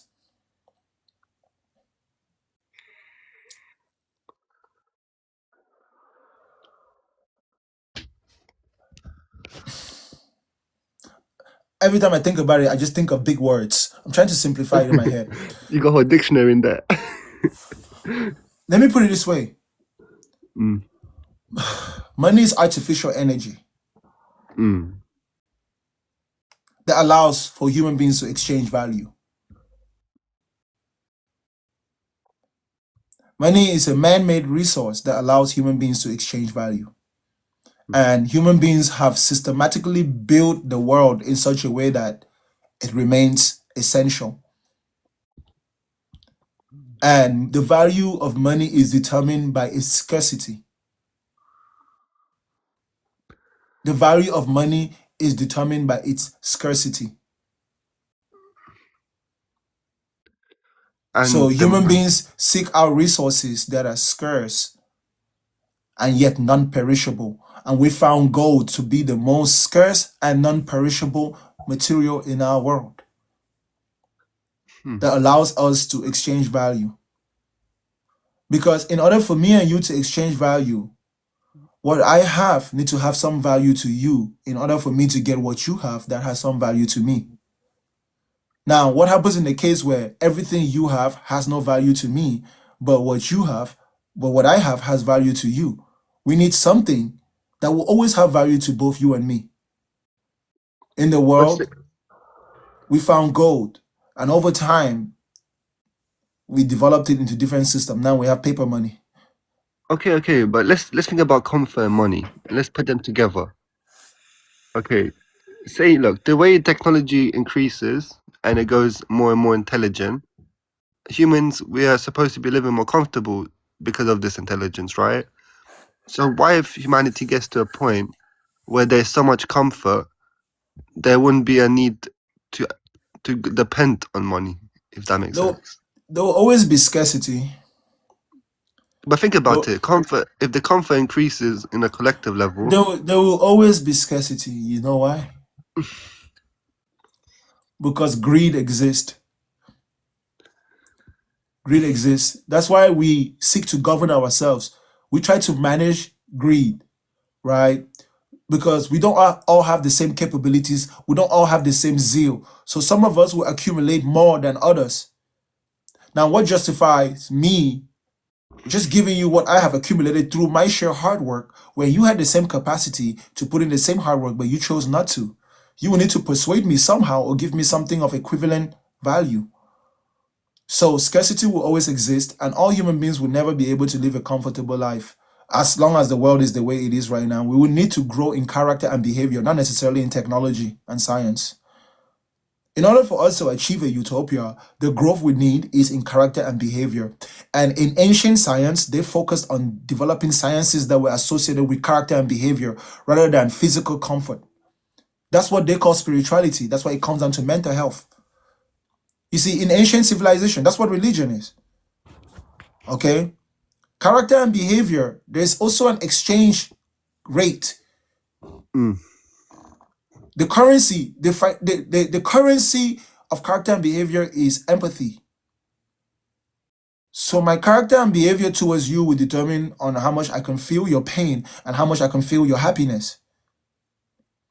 That's why when we both support the same team, when we support the same team, though we don't play, but because we are associated with our team, when that team wins, our character and behavior is associated with that winning. When it loses, our character and behavior is also associated with it. But because sports is entertainment, it's inconsequential in the grand scheme to everybody else except those who are playing and those who have invested money But that's where or that's time. look. That's what I'm trying to go. You see, a lot of people. I think the only reason humanity really cares about money is because it represents the sacrifice of our time. You know, 'cause- No, money is just something, like I said, that an artificial form of value that we can use to exchange other forms of value. So, like I said, if you have nothing that is valuable to me, okay, let me give you an example. Let's say I have water and I have food, and you have no water and you have no food, but you need my water and my food, and we need to make an exchange. You have nothing that's of value to me. So why will I give you my water and my food unless through the development of character and behavior, I can feel your pain and I willingly choose to give it to you. But I can also choose to not give it to you and I do no wrong. Now, if you absolutely need that water and food from me, what could you give me that has value? So we created a system where rather than accumulating water and food, we try to accumulate this universal value, this thing that is universally valuable, such that in a situation where we have nothing else of value to exchange with our fellow humans, we will always have money. That's the idea behind gold and silver, diamond, and all other types of precious germs. so it's You pretty know, much to bring balance in a way. equivalent exchange. Yeah.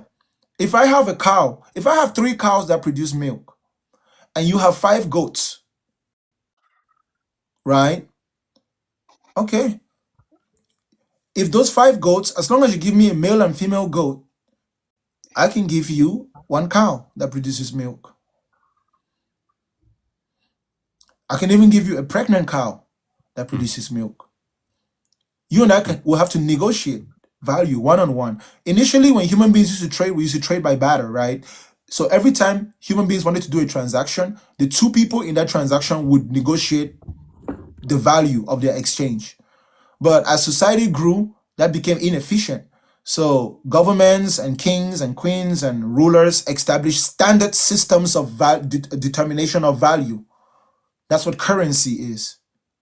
So as you see now, we live in a digital age, and our world is being pretty much overtaken by digital activity.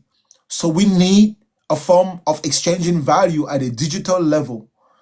So we have tried to convert our physical money into digital money, but it hasn't been effective because it's not rooted itself within that digital world. That is why Bitcoin is pioneering. Bitcoin is pioneering because it is solely digital. And it is scarce digitally. So we can now develop the digital world without limits. And within that digital world, we'll always have a system that allows us to exchange money. That's the idea behind crypto. Yeah, all physical currencies will go away in the future if human beings don't destroy themselves in some type of global war. Shoot, even if human beings destroy themselves in some type of global war, there'll always be a level of society that remains capable and elite. I feel the need to say this. Mm. I don't know if you guys know this, guys, but this is my advice to you. All right. If you're listening to me right now, take a pen and paper and write this down if your memory doesn't serve you well. Make sure you have extra of every necessary resource in your house from now to the day you die, because of the nature of things in the world as it is right now. When shit hits the fan, very few people in our world will not feel the pain. About 2022, 2023, I came up on, it wasn't even a conspiracy theory, but Mark Zuckerberg. You guys remember that Maui fire, right? When it happened, actually, it was during that time. Many people found out that a bunch of billionaires are building bunkers all around the world. Extremely wealthy people building massive bunkers. And everyone was wondering why they were building. But those people are usually privy to information that some of us are not. It is not a coincidence that Trump ran his campaign saying that he wasn't going to start war with Iran, and then he gets up and blatantly starts war with Iran. Those who are powerful knows that if they tell people what people want to hear, people will do what they want, and then they can just do whatever. That's what's called acting with impunity. So make sure you have extra water at home. Always have extra water. Have more water at home, drinking water, than you need, especially if you live in the Western world. Because y'all like to talk shit about third world countries, but I'm telling you, when shit hits the fan, third world countries won't have too much of a problem. Those people already have to go through a lot of shit to get drinking water, but at least it's consistent. The average American right now, if they couldn't go to the store and get water, they have no clue where to get drinking water from, and the waters in the rivers are not clean. And most of you don't know where the mountains are. Make sure you have enough perishable food. Make it a practice. In 2026, that should be a norm. If you buy a pack of water, buy 2. Every time, you should have a wall in your house with 10 packs of water that you just rotate every week. This is not conspiracy theory. This is wisdom. This is wisdom. The only thing you're supposed to be saving is not money. You can't eat money when shit hits the fan. It doesn't matter how much money you have in your savings. If the stores aren't open, you're not going to have water. So what makes you think you're living in fear if you can save $100,000 in the bank, but you cannot save 10 packs of water in your house?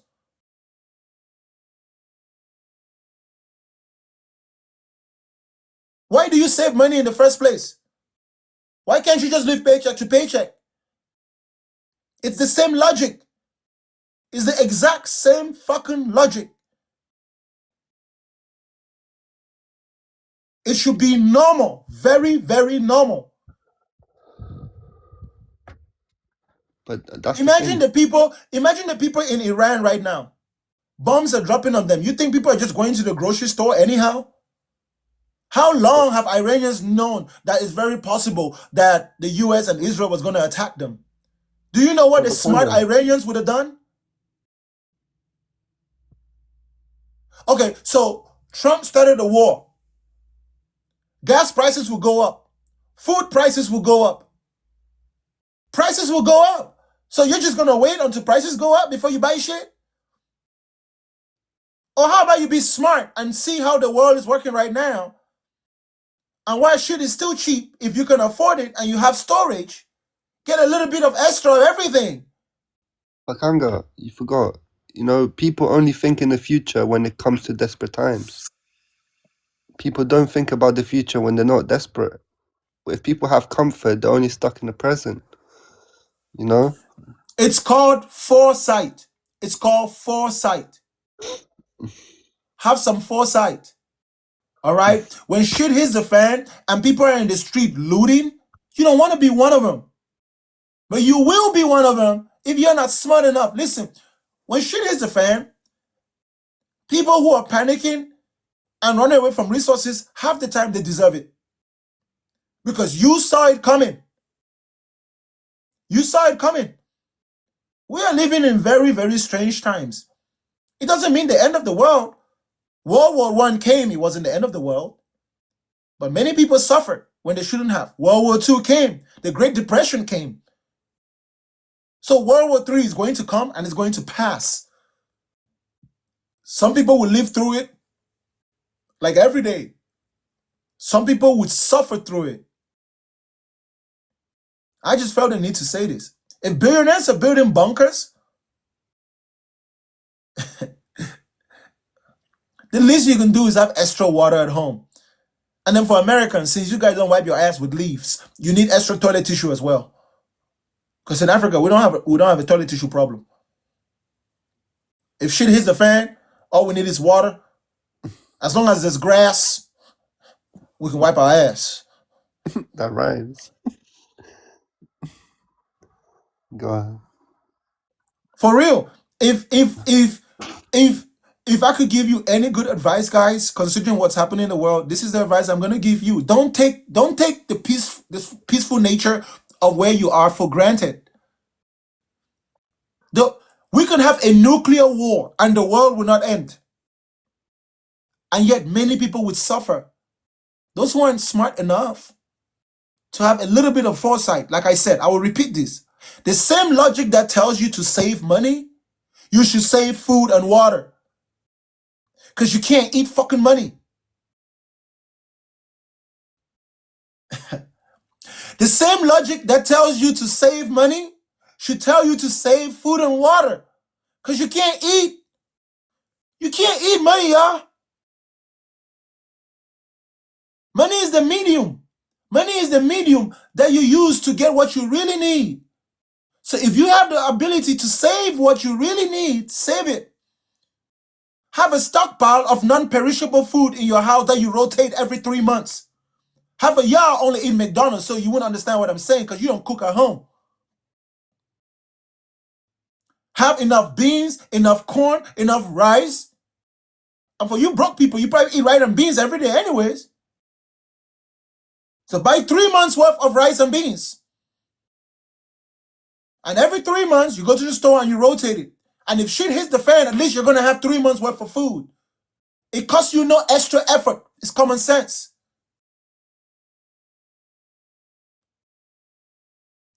So if shit hits the fan and everybody's breaking into stores, you can barricade your door and stay indoor with your loved ones. This is the difference between dumbasses and smart people.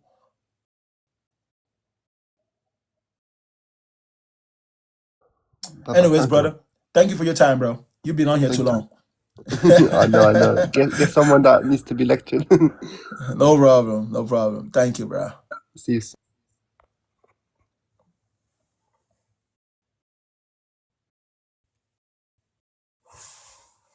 Whether you're in Africa, wherever you are, to the best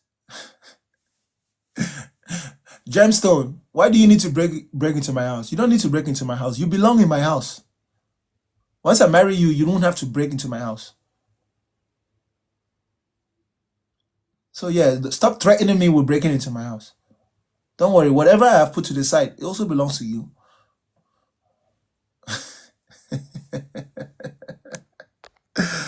Gemstone low-key just talking shit.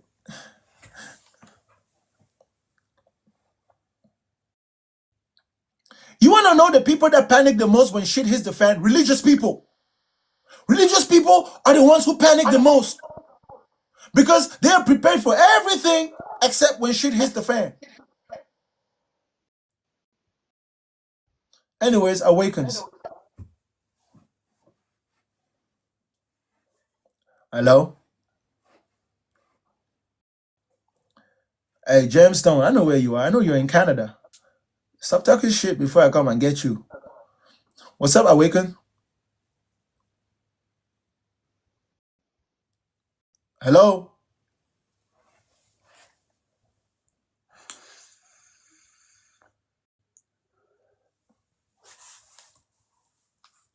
Awakens? Going once? Going twice? Going 3 times? 4 times? 5 times? Yeah, you can drop. I'll just monologue anyways. Hello?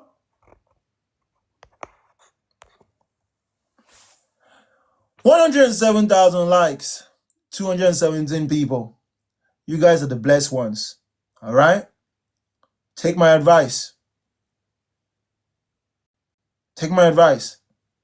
The smartest person in the room is not always the richest person in the room.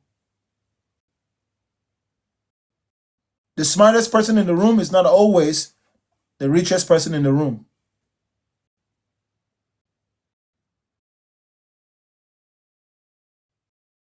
In 2026, this thing you see in the Middle East, it can go out of control.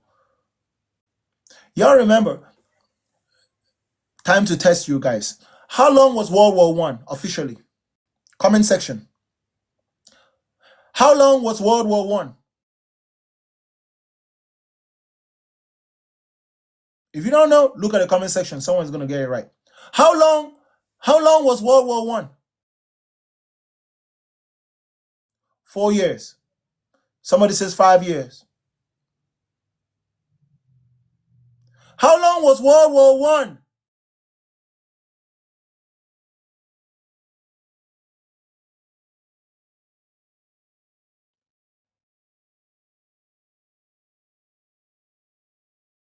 Four years, 7 months, and 3 days. Did you Google that?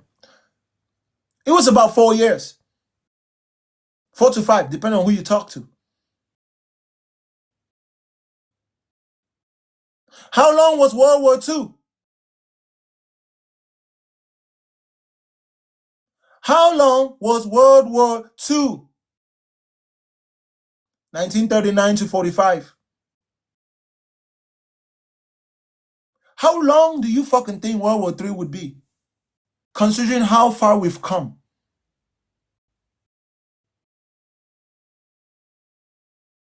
How long do you think it would take if we were to find ourselves in a situation where most of the powerful nations in the world are bombing each other?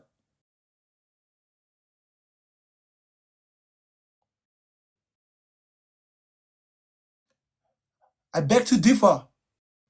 World War III could be as long as 50 years. It could be as long as 50 years. And if such a thing happens, it will be a time of economic turbulence. That's not going to stop technology from improving. That's not going to stop rich people from going to their balls and living a comfortable life. But you, poor, stupid person without foresight, you will live a miserable life. That is why, if things are calm, if things are good where you are, use some wisdom. You are not a conspiracy theorist. You're not living in fear. You're just smart.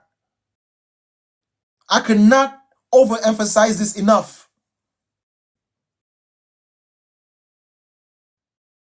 And if shit's gonna hit the fan, chances is your government won't tell you until last minute anyways.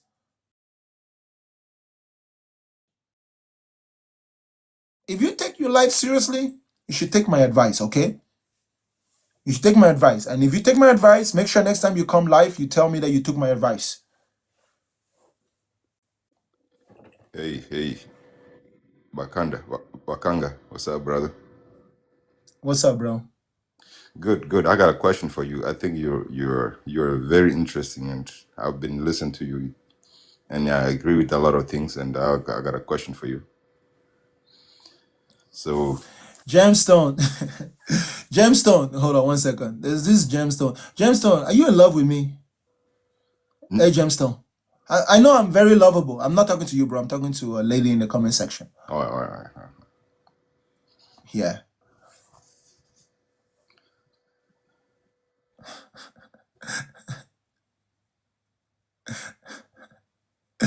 Gemstone, have you been bankangalized? Have you been bankangalized? What do you mean by you're not going to take my advice? You dislike me? Oh. I've heard that when a woman says that she dislikes you, that means that she loves you. I've heard that women speak in reverse.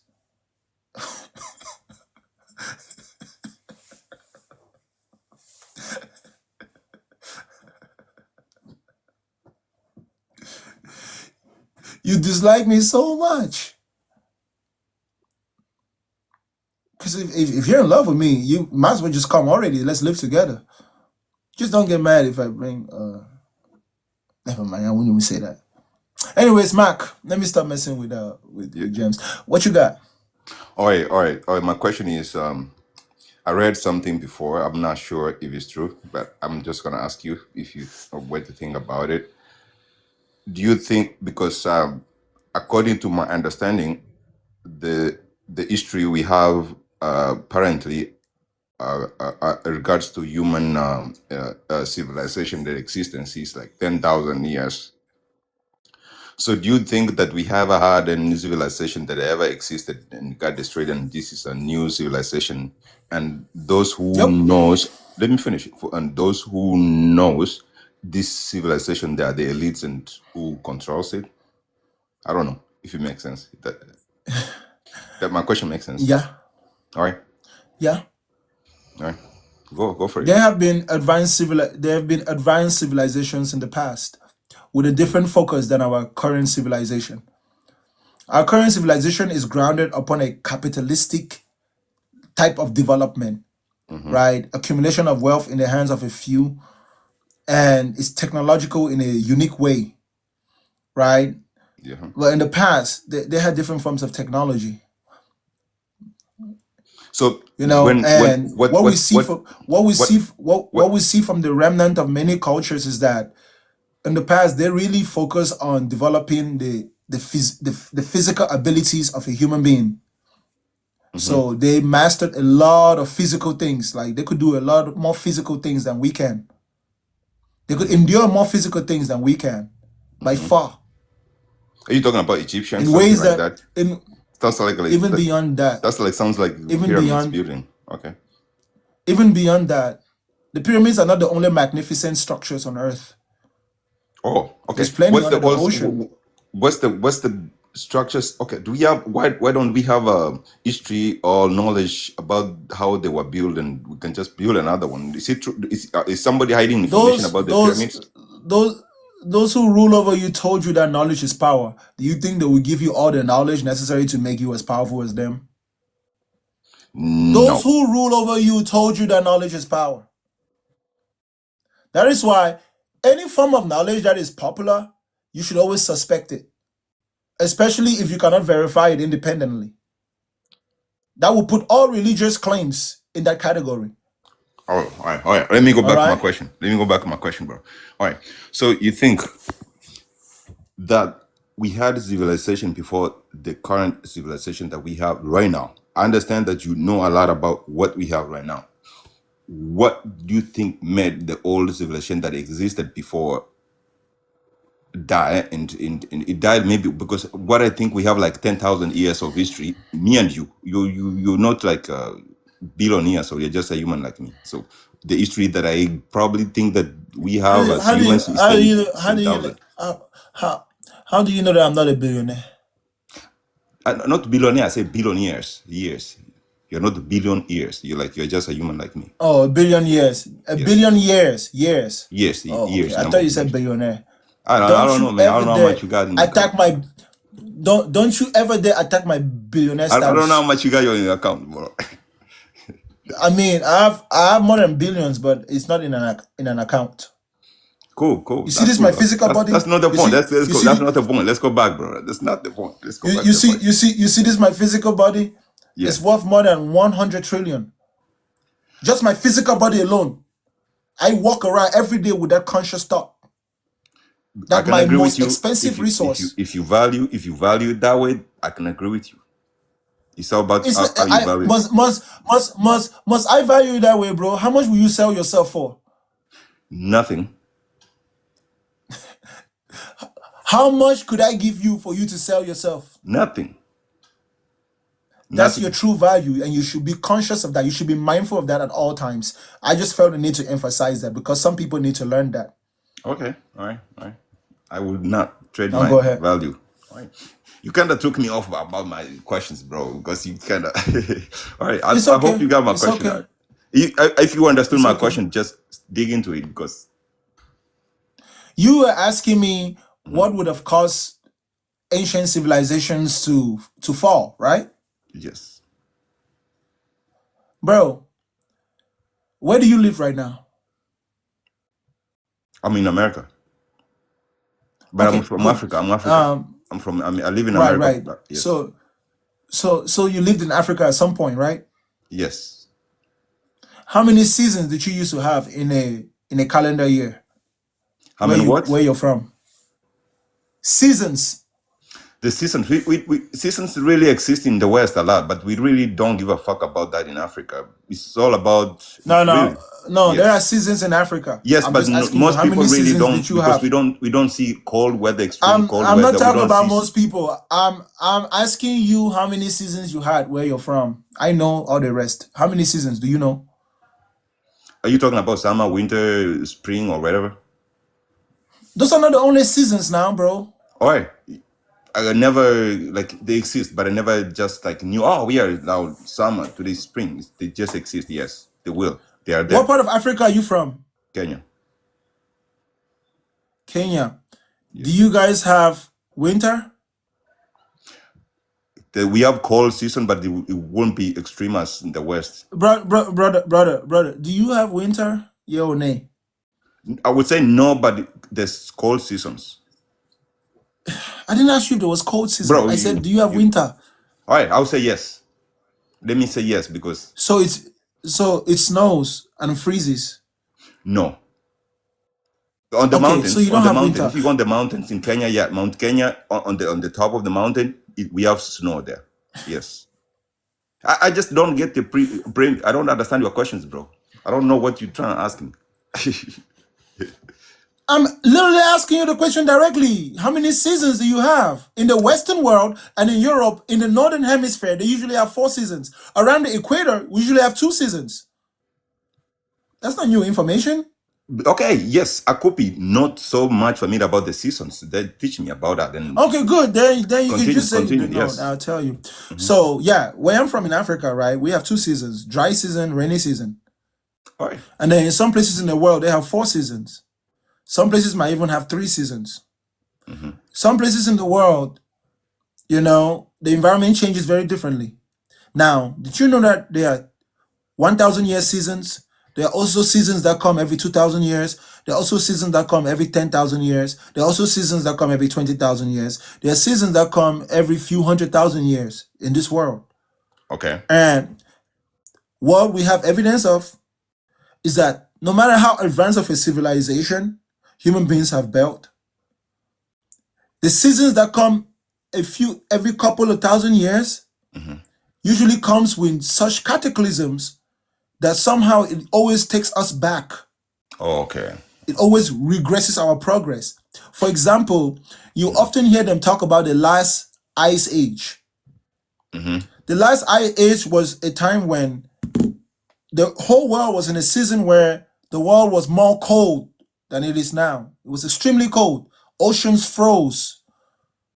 Yep. Oceans froze, like sea levels dropped, right? Okay. So Then you what think? happened? Okay, let me say What, something. Do you think that in the future the civilization that we have right now is going to get destroyed by like a natural we can say like a natural climate cause that do I have to say, bro? Earthquakes, even now that will happen. Earthquakes happen all the time. Tsunamis happen all the time. Can you imagine a cataclysm that happens that's associated with a season where most of the plate tectonics of the earth are moving at the same time? It's just logical to assume that such a thing could happen, right? We take that into consideration as we develop our science. In fact, that's part of our obsession to build science. because Yes. we take our survival into consideration, Mm-hmm. right? For example, the ideas of being able to build artificial islands and all that kind of stuff that we do with the technology is taking all of that into consideration. Yeah, this is not strange that our world could experience a cataclysm associated with a couple of thousand years seasonal changes All right. that completely restructures the world. And we see civilizations under the oceans, Mm-hmm. underwater. We dig the ground deep and we find constructions. How did the soil get up there? That shows you that the world has gone through multiple cycles All right. over the Okay. years. All right. Multiple True. cycles, and we are I no agree. exception. Bro, I agree with you. I got you. So, okay, I let me go wasn't another. telling you. I wasn't telling you so you could agree. I'm telling you so you can understand. When you hit the point, when you hit the point of my question, I don't really have to listen to you a lot because it's just, it's like But one thing you have to it's the understand, same bro. vibration. You have the same energy. You kind of give the same energy. Then I'll be like, okay. One thing. Then I will One try thing to you have switch the to question, bro. understand. One thing you have to understand is that I'm not just talking to you. Sometimes I say Okay, things all right, because I think it's all right, relevant. All right. I get you, bro. You know I like, bro. I get you. Keep on saying. There's a whole audience, Yeah. I got you. That's what I heard. I didn't remember that. And if I say something that's wrong, that you don't know is wrong, somebody in the comment section could know that I'm wrong, right? So there's always a need for me sometimes to elaborate, especially when I'm having a conversation. This is not based on disagreement. We're supposed to be disagreeing. You and I are not disagreeing. So naturally, I got I'm gonna end that's up why I was saying a trying to lot. say. I was trying to ask more questions so that we can find something more interesting to talk about. Because if me and you agree everything, then audience is gonna get even bored. Because I thought That's a good idea. fine. I'm fine. Well, just let me manage the show. You ask your All right. questions, and if I'm answering, you let me come to a full stop. Then I'll Fair let you enough. ask the next question. Fair What enough. do you got? All right. Do you think we as humans understand consciousness, or is something that we are still We under, struggling to find? Let me finish, bro. Do you think that we understand consciousness, or is it something that we are still finding out about? And for those who have lies about it, they are the one who controls the narrative. What do you think about it? we understand consciousness enough. We're not struggling. All right, okay. Tell me about it then. What do you think about it from you? What's yes? Consciousness is just awareness. It literally is just awareness. Are you aware of where you are right now? Yes, that's not consciousness. Okay, relax. If you're aware of where you are right now, that's enough for you to live your life. But you could be curious about places beyond where you are. And you can seek to be conscious about what's happening at that level, right? As you do your research or you travel, you explore. And that's why we human beings explore the world. So you believe that As we humanity understands consciousness? Do you think that humanity understands consciousness right now? Everybody really knows what's conscious. I mean, it's the most smartest person we can say, whoever is smart like you, do you think that they really know what's consciousness? even the dumbest person does, yeah. It's not complicated. All right. Even the dumbest person, that's a very interesting answer. Even the dumbest person knows what's consciousness. Let me ask you a question. All right. Let me ask you a question. Okay, ask me. How do you know that you're you? How do I know I'm me, bro? Let me think about that. Because how do I know I'm me? It's just because of random thoughts and it's just the natural world I can see through my eyes and natural random thoughts that runs through my brain and just make me exist. I feel like there's something going on in my brain that I can't understand. I can see you where you are. I can see you through the phone. I can see you around my room. I can just think, and that's basically that's what's happening right now. Let me help you out. Help me. There are some things in this world that are so simple, it actually becomes a problem when you overcomplicate it. I'm not complicated. I'm just digging myself, I guess. You know that you're you because you can see, smell, taste, touch, and hear yourself. Your senses Basically, work. that's what I said. Yes. Yeah, but you said it in so many words. Yes, because I said I What? explained like I can see with my eyes, and there's a punch of chemicals running through my head in my brain right now that really makes me see what is going on right now, talk to You you, don't. and see You you. you Yes. you don't have you don't have to go into all those details. Oh, that's what I was trying to say. All right, all The right, all right. the crux of the question is Mhm. self-awareness, right? Yeah, that's consciousness. That's consciousness, and that's enough for you to know that you're hungry. It's enough for you to get a job. It's enough for you to love your family members, to protect yourself, to protect those. It's more than enough. Yeah. Now, if you want more out of life, you can explore it in depth, right? That would require that you invest a little more time. But the Mm-hmm. fundamentals, you Mm-hmm. know, even a fool knows that he's himself. Yeah. That's But they don't. consciousness. Okay, they really don't. Okay, so I think everything. Okay, do you think animals think about their consciousness? Like, okay, like a cow can think, oh, I'm conscious. Do you think like we are humans? Maybe we think about it. Do you think an animal could think about conscious, like a cat, like a dog? Do they really think about consciousness? Okay. You live in the United States, right? Yes. If you're walking outside and you see your neighbor's pit bull and you just go up and you slap that pit bull, what's that pit bull gonna do? What I do if I do what? If you see your neighbor's pit bull, Mm. if you see your neighbor's dog Yes, and it's a pit pit bull. Yeah. bull or let's say it's a German Shepherd Yeah. and you slap it, you just walk up to it and give it a solid slap. Yeah. What is it gonna do? It's gonna bite you if it's an aggressive dog. If it's a stupid dog, it's gonna run away. Why is it gonna bite you? If it depends how conscious it is and how it processes the information. It's gonna bite you if it's aggressive dog. If it's a stupid dog, it's gonna just run away. Regardless of its behavior, it's gonna defend itself. If it's a like the behavior, yeah, exactly. If it's yes, aggressive behavior, calm behavior, that's gonna determine what's gonna happen. Regardless of its behavior, Some it's dog will run defending away. itself. If you hit a dog, it will not run away. Running away is defending itself. What makes it run away? If it had no problem with the slap, why will it run away? If you hit a dog that is not aggressive, it can run away. If the dog is really conscious and Yeah, it can it's run gonna away. bite My you. question for you is why, whether it runs away or it bites you, is because it's conscious of itself and it makes a decision. If it sees that it can handle what's in front of it, it will attack. Okay. I see. If I it see. sees I it see. cannot, it will run away. Okay. All right. I see. Do the dog think about conscious? I get your point now. Do that dog think about its existence and conscious like you, like me? If it doesn't, why does it look for food when it's hungry? Bro, you're not answering questions here. You're kind of skipping me. If it doesn't, why does it look for food when it's hungry? Because it's that's a biological fulfillment. You have to eat. Like right now, if I don't eat, like it's something, my chemicals in my brain gonna send signals to my stomach. Then I'm just gonna want to eat. Then So how do you yes, how do you know you're hungry? because of the chemical processes that happen in my brain will be processed from my stomach, and I will feel like, okay, I need to fulfill this thing to survive. When you're hungry, are you aware that you're hungry? I have to. It's a fulfillment. I have to do that to survive. Yes. When you're hungry, are you aware that you're hungry? It's a decision, basically. Yes, you make a decision like, oh, I'm hungry. When you're hungry, are you aware that you are hungry? You are. What's your point, bro? I don't know.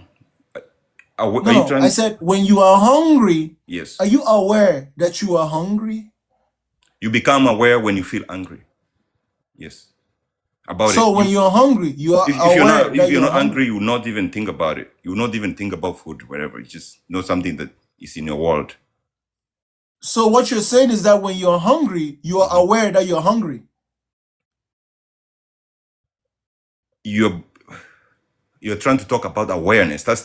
You want to me basically say yes, aware, and then you say yeah, awareness. No, use another word than become aware. Just yes, you are angry. Yes, you want to eat. Yes. No, I mean aware. You can say yes or you can say no.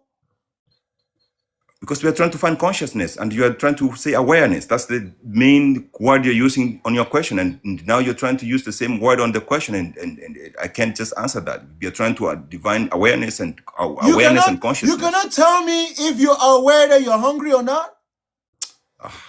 Bro, if I want to eat right now, I can go eat. Yes. You don't always eat because you're hungry. So being hungry If I doesn't want to, necessarily mean you're I gonna can go go eat. eat. If I want to eat, I can make a That's decision. not my question is not if you want to go and eat. My question is when you are hungry, are you aware that you're hungry? I don't want you to use the word awareness because you have not But defined I the am using word. the word awareness, and I need you to give me an answer because that's what I want to know. Give I'm me a not gonna change definition my of question. awareness so that I can answer your question.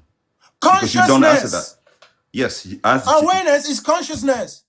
yes, that's why we are trying to find the definition of consciousness. Then So my question for you is yes, when you are hungry, are you aware that you're hungry? Yes or no?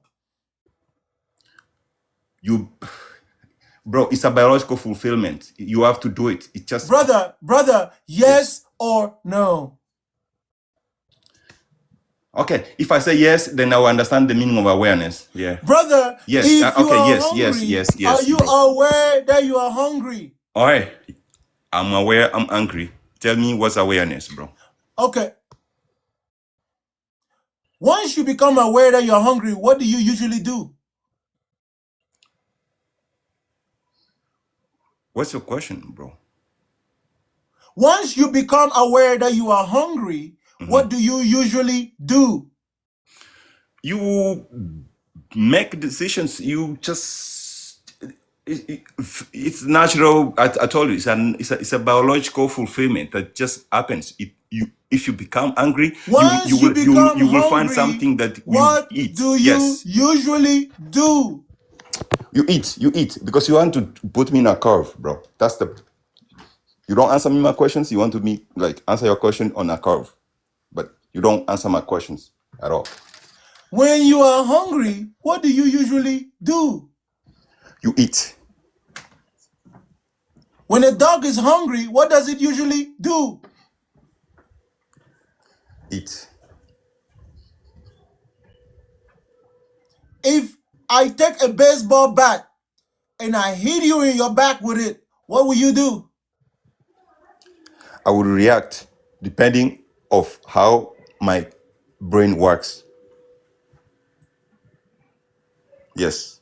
What will you do? I would react depending how my brain works. If you hit me, if my brain is dumb, I'm asking you. What would you do if I hit you with a baseball bat in the back? bro, I would react. I would just run away, maybe fight you back or do something depending how my brain works and what I'm thinking. That's what happens exactly, What bro. would you do? Which specific course of action will you take? If Bro. me, Bakanga, hits you in the back with a baseball bat, what would you do? Bro, there's so many things I could do. I could run away. I could fight you back. I could sit down. I could... Regardless of all of what you could do, what will you do? Nothing. What's your question, bro? So if I hit you in the back with a baseball bat, you will do nothing. Are you talking specifically about me or just a random human? I'm talking about you. For me, if you hit me, for me personally, if you hit me, as you Bakanda, I will smack your nose right away. Okay, why? Because that's how I am. Because I'm different. My conscience is different. I have different conscience than the other person. Yes, my conscience is so different than the other person. The other person will run away because they have different conscience.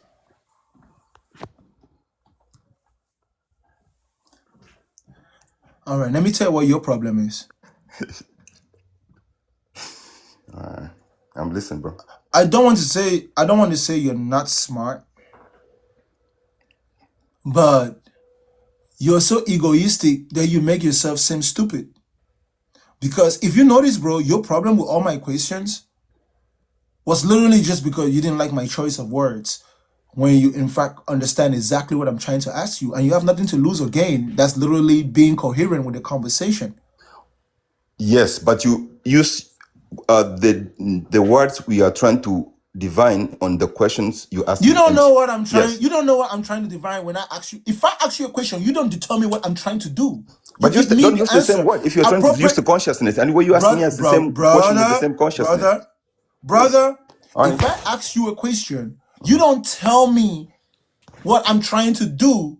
You give me an answer appropriate or proportional to your understanding of my question. And if you don't understand my question, I can clarify. If I try to clarify and you still don't get it, then you're just not smart. It's I'm not not. win or I don't lose. claim to be smart, bro. It's communication. That's right. You're right. Yeah, you don't have to claim to be smart. That's your problem. I'm smart. I don't think I'm dumb. Oh, cool. Well, that's good. Good for you, bro. Do you know why? Do you know how I know I'm smart? Because you're conscious, I guess. No, because when I went to school, I paid attention. I actually learned. And I Bro. applied the wisdom and the knowledge I gained in linguistics and in every other discipline I studied. I did not That's what disagree. makes you I'm smart. not disagreeing with that, bro. I would never disagree with So that. That's when you claim not to smart, are you trying to say you didn't pay attention in school? no. I don't claim to be smart. I don't think I'm dumb. But claiming to be smart, I don't need to prove to anybody because I know stuff. But I didn't ask you to prove. I'm asking you to affirm what is true or what is false. You're either smart or you're not. I don't know. What do you think about me, bro? What do you think? I think you're smart, but I think you're extremely dishonest. Oh, I appreciate that. Thanks. If I'm smart, that's a compliment. I'm not dishonest, bro. I hope I'm not. I mean, if you can dig me more, I think we can get along. We can find out if I'm dishonest. Oh, bro, what do you mean by we're not getting along? We're getting along just fine. We're having a conversation, are we not? The chat is just saying that they don't like me here. They want to kick me out.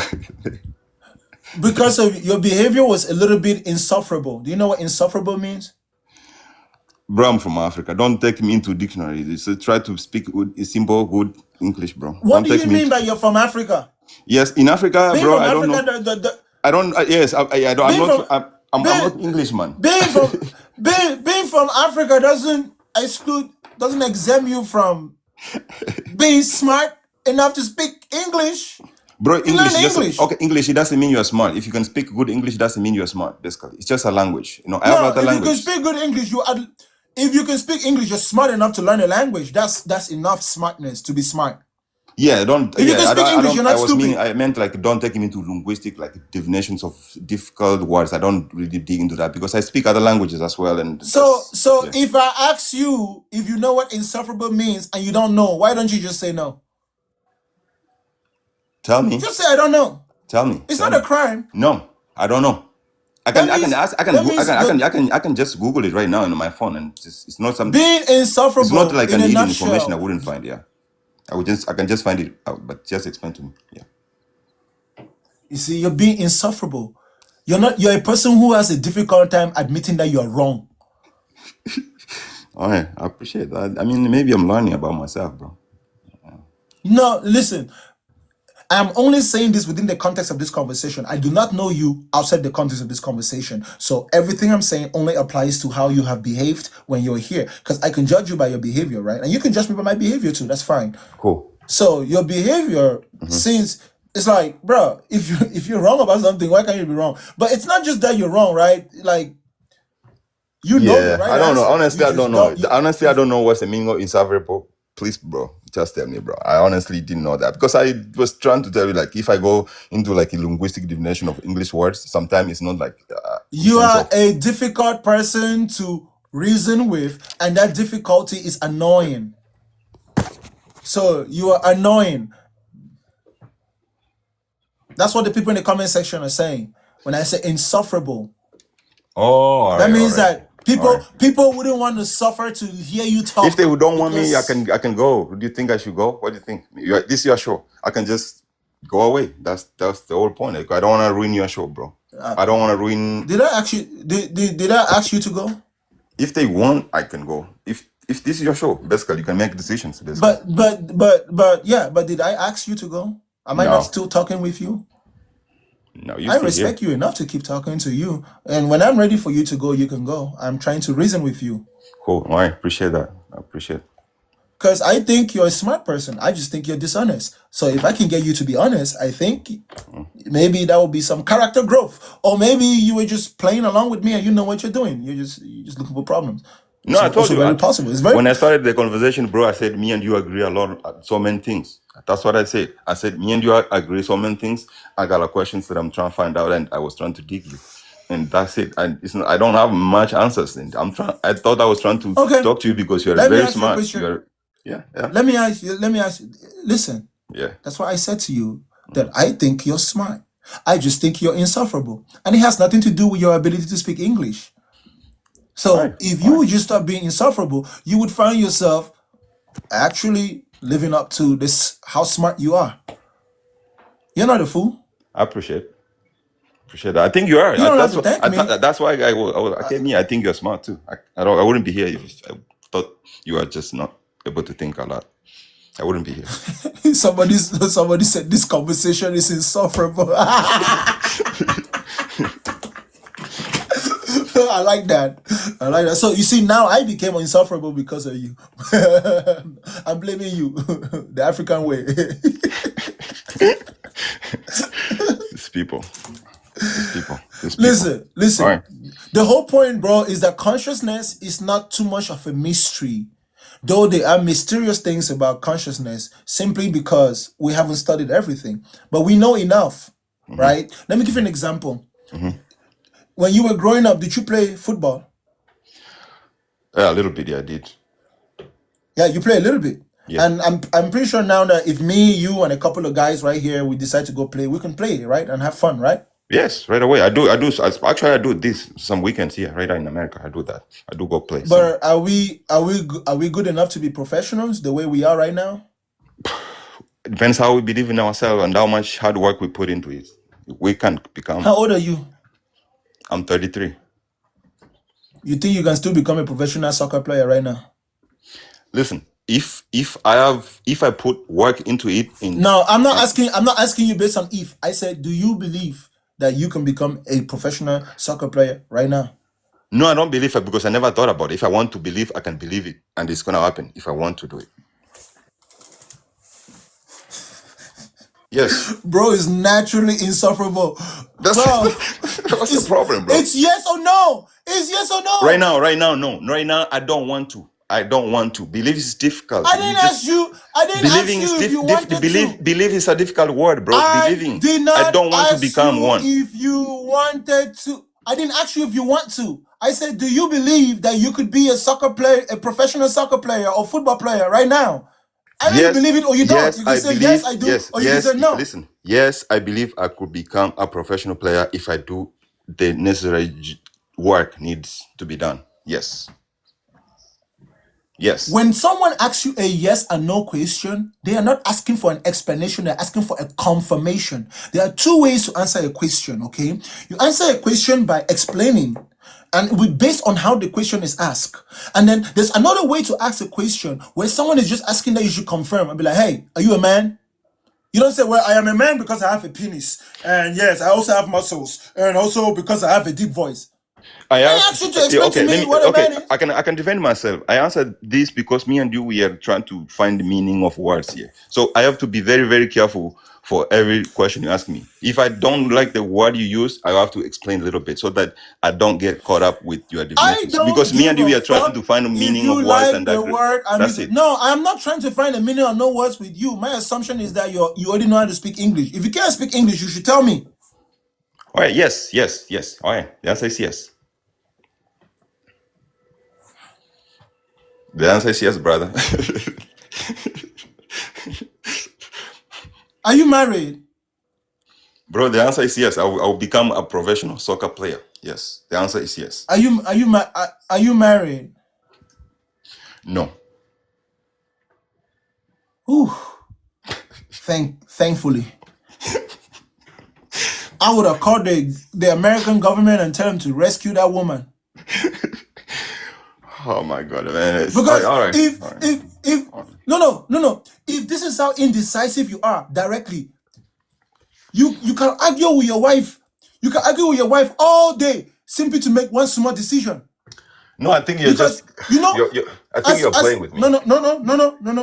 I'm not You're playing with you, trying to bro. make me. It's a, You're trying to make me feel guilt or convicted on some things which I didn't do. I'm not guilty of anything. We are just having a conversation. Don't try to put some guilt in my heart or some conviction, bro. We're just talking here. Nothing you know hold about up, me and what I do with my wife, if I'm married, if I have kids, that's hold just up, personal. But I don't want to talk more about hold that, and up, I don't want no conviction from you. hold Or up, yeah, hold up. I did not set out to convict you. All I did was speak the truth, and the truth convicted you. no. You feel convicted because what I said is true, and you understand it. So what I'm trying to say to you is that in conversation, your problem is not that you're not smart. Mm. Your problem is that you're not an honest person in conversation. So usually when people have an intellectual conversation, your behavior will be referred to as an intellectual dishonesty. You're being Okay. intellectually dishonest, Okay. All right, right? bro. Okay. So you're being conversationally dishonest. I just Okay. simply want you to be honest. It's like you associate your feeling with everything I say to you and the answer you are supposed to give me. When in fact you should just give me the answer that you Okay. think I want to hear and All see right. what I do. Then your Fair. feelings will be justified. Fair enough. I will answer you simple and straightforward questions because sometimes I think you're a very smart person. When you ask a question, there's something behind it, and I'm kind of trying to figure out what's about to come. That's why I answer There you go. yes. There So you go. You're falling for the same trick that religious people fall for. Check this out. If you already agree with me, you don't need to feel like I'm trying to trick you every time I ask you a question. Religious people are like that. They we are are talking. conversationally Uh, defensive, right? They're always defensive because we fundamentally disagree. And I'm I not expect religious. I'm that not from religious, by them. the way. I'm not religious, by the way. I'm Good, not. good. So you shouldn't feel any type of hostility towards me. You shouldn't feel like you need to be defensive. And I shouldn't feel like I need to be defensive either. So I should even be able to call you a fool and you should just be able to laugh. I should You be can able to laugh. call I you stupid mean, and you should just be what's the able to point? laugh. What's the point? I don't know, man. I'm lost now. But I think you're smart. I think you're on the same page a little bit. Let's talk more deep stuff now. Let's now stop making fool of each No, other. Let's not Mac, make fool of each other. Let's Mac, just go talk about like real Mac, stuff. Mac, Yeah. but I'm not making a fool out of you. I I'm appreciate it. trying to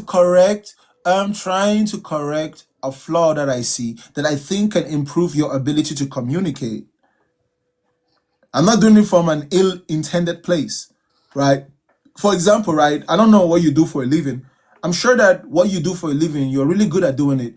I talk a lot. I do a lot of talking. And I know what it's like when someone knows what they're saying when they're trying to communicate.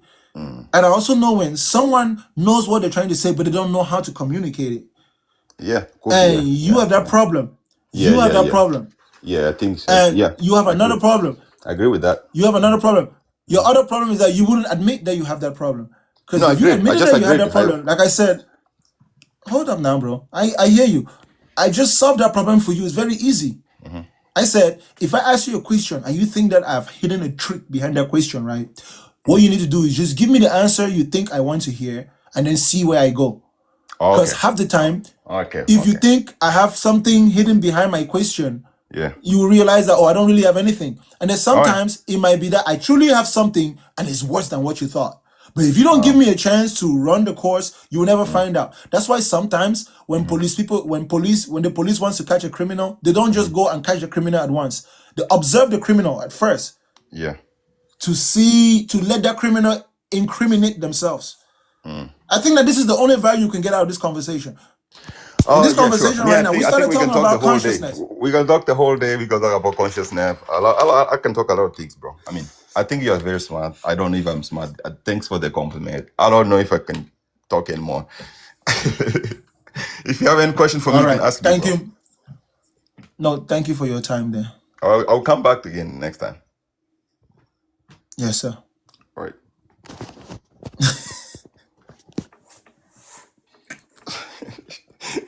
I see you. All right. Let me get away from you. I see you too. I see you too. All right. Look, this is actually very African. You guys don't understand. You don't understand. This is Two African people can be arguing for 24 hours simply because one person doesn't want to admit they are wrong.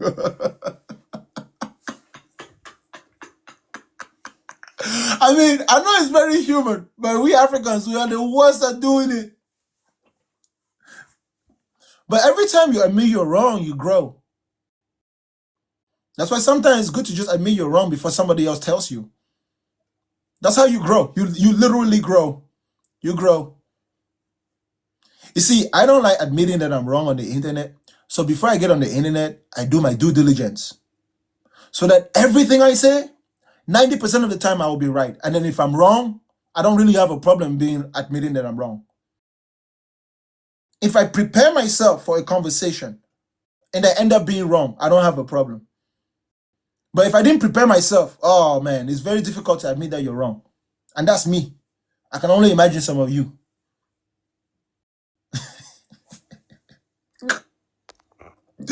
It's like someone says, but you cheated. Well, I didn't cheat. I just slept with another woman. What? But you cheated. I didn't cheat. I just had sex with another woman. Well, that's called cheating. No, it's not cheating. You see how you can go in circles?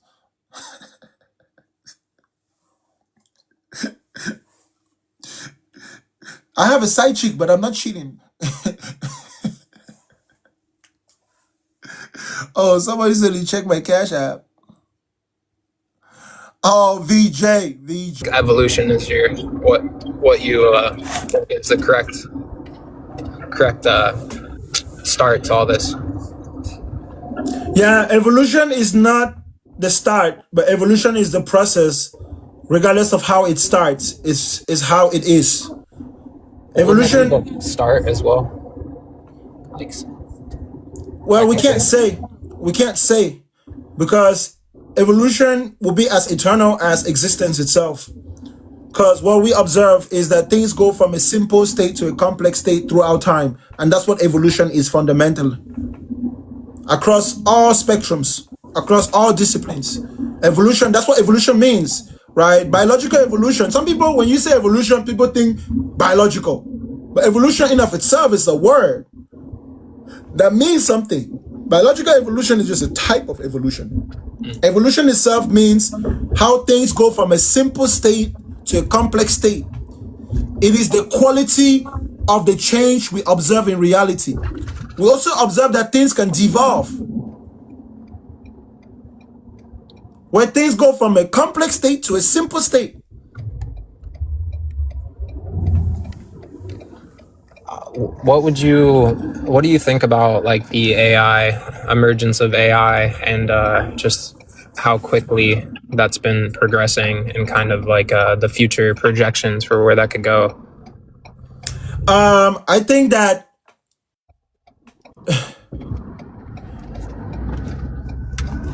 is it analytic? When I look at religious narratives and I look at how human beings formulated religious systems, what I see with AI is the powers that be. What AI proves to me is that the powers that be have always wanted to manifest the fantasies that they sold to people so they can maintain their superiority. Because the biggest anxiety of rich and powerful people is that they could one day lose their power. And they know that no matter how powerful they are, they can never be more powerful than the assembled powers of the regular people. So over years, they created religions and concepts, beliefs, political ideas. They use all types of tools, including science, to maintain that dominance. And that dominance in our generation has progressed to the point of where they are now thinking, well, why just have these people? Why force these people to work for us? What if we use our ability to make machines that can do what these people can do and use these people to train our machines? And then in the future, if we don't need them, we can just cut their numbers and only keep the ones we want. That's where the world is going. That's literally where the world is going. Human beings are not inherently benevolent. We are as savage as any other beast in the jungle. Our intelligence is an illusion of benevolence. That is why, in fact, Not only do the rich and powerful know that human beings are that way, and that's why they invested so much effort into creating religious system, political system in order to domesticate the masses. So yes, what you're observing in the world today is a domesticated human race, domesticated by a select group of humans. Brother, can you not apply some of that to our current science and our science standards and the Yep, institutions I behind it? do. I do. I think that science is a double-edged sword. Science is the crown of the powerful and the nightmare of the poor, the weak, and stupid. Could it be considered the new religion of our time? No, because You don't think science is not a belief system. Science is a systematic study of the physical and natural world. It requires effort and action. Brother, there are ways to use science to get a predetermined or wanted conclusion. There are ways to do anything. The point is, science fundamentally is a systematic study of the physical and natural world through experimentation, comparing theories against evidence obtained. It's a method of investigation. That's what science is. It's a methodology rather than an ideology. Science is not an ideology. It's a methodology. Oh, it's not? You don't think mainstream science and data has been convoluted and corrupted to achieve certain means by powerful entities? No, I think that science can be used as a weapon, because when you systematically study the world through experimentation, comparing theories against evidence obtained, you would gain information that the person who hasn't done what you've done will not gain. And we typically say knowledge is power, and that's what we see. If I know what you don't know, I can use what I know to get you to do what I want you to do for me. Have you considered that you might be going down a certain path that you've been led down? Who? You. No, by trusting and following a lot of mainstream narratives in science. I don't follow and trust mainstream anything. I have the ability to also systematically study the world through experimentation, comparing theories against evidence obtained. And even if I do not perform the exact process, I have the ability to review what has been performed and to determine if what is proposed is consistent with the results we get.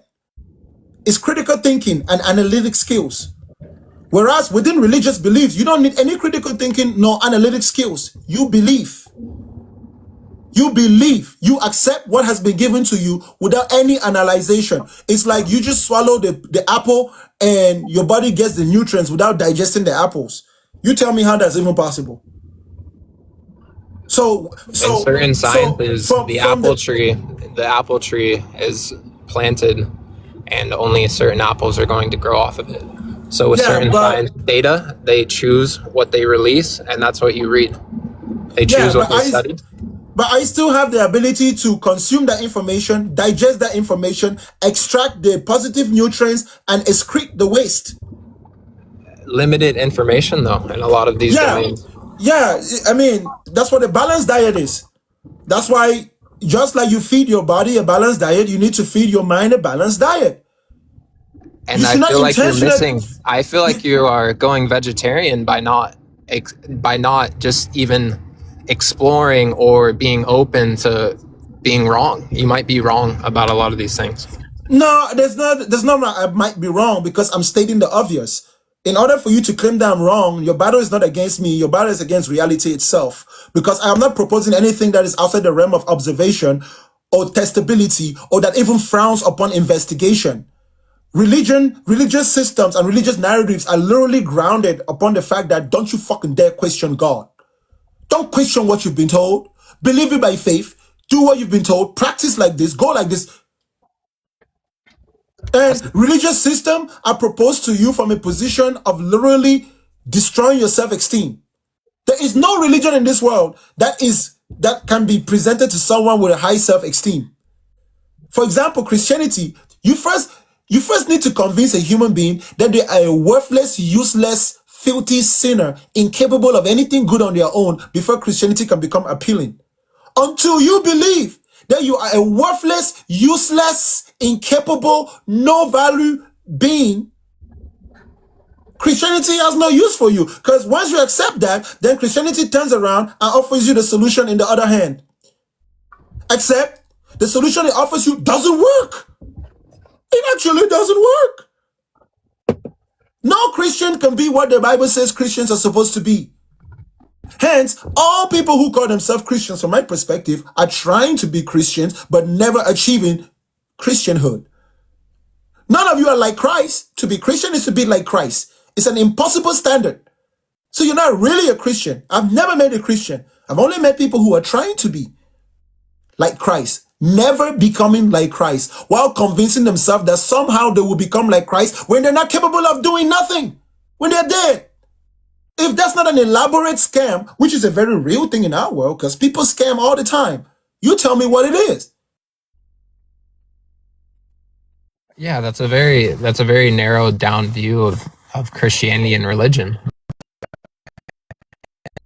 And it sounds But like it's coming it's from fundamentally what it's done, brother. Are It's you gonna let fundamentally me? what it's done. You gonna let me finish my thought? Or?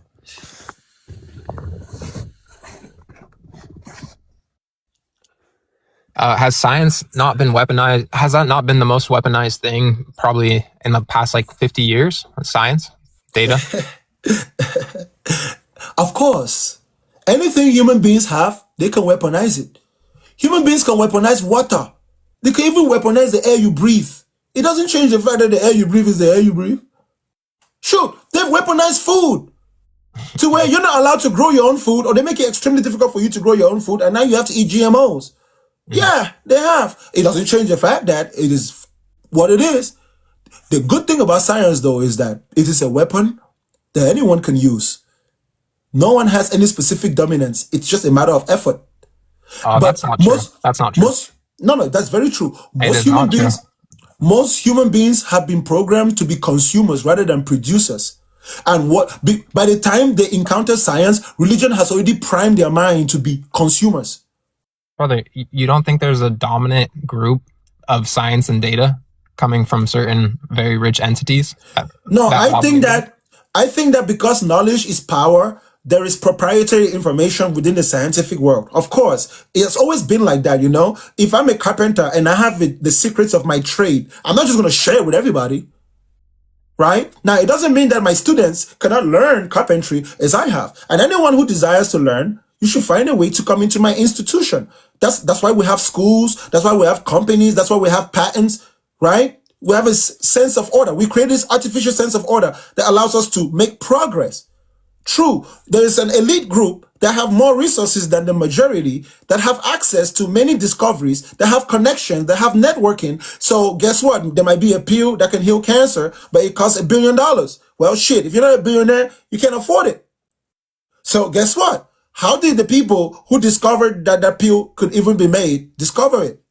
How about you and everybody in your village? You put in your maximum humanly possible effort, and your sole purpose is to find that. Anytime human beings have made up their mind, they have been able to find a way. Shoot, China was a third world country up to a couple of years ago. How did they get all the information? The Americans wouldn't just give it to them. They stole it. So one way or another, the knowledge, the information is out there. So what happened when the Chinese got the information on how to build nuclear weapons and ballistic missiles? They built their own. And now all of a sudden, the US can't bully them. They can't bully the US. If they get into a conflict, it's mutually assured destruction. Whereas, if you are the priest and you are the chosen one, and God only talks to you, and God tells you to tell me to eat grass, who am I to question that? Yeah, that's just incorrect, though. But that is what we observe within the system, brother. Well, yeah, but the overarching message with God is we are all equal. So if you believe in that, you wouldn't believe in that priest who says that's not true. That's not true. Oh, it depends on what definition of God you're going on. No, the Bible. I try to stay logical with God. You cannot stay logical with God. You can. No, because God is a fictitious being. If you're being logical, you should understand that something can be logically sound and not exist. Something can be logically sound and not exist. Being purely logical is not the grounds for what makes something exist. Empirical evidence is what actually grounds that, not just existing logical, but it's empirically verifiable. It's very logical to assume that I am a human and some humans can be impotent. It's very logical to assume that. It's not far-fetched that I could be impotent. It's not also far-fetched to assume that I am fertile. Those are logically consistent with what's possible in the human world. I am a human male. So, but what is the one way to assure that, to know that if I am actually fertile or impotent? Empirical evidence, right? It's very logical that you saw me around the crime scene just right when the crime was committed.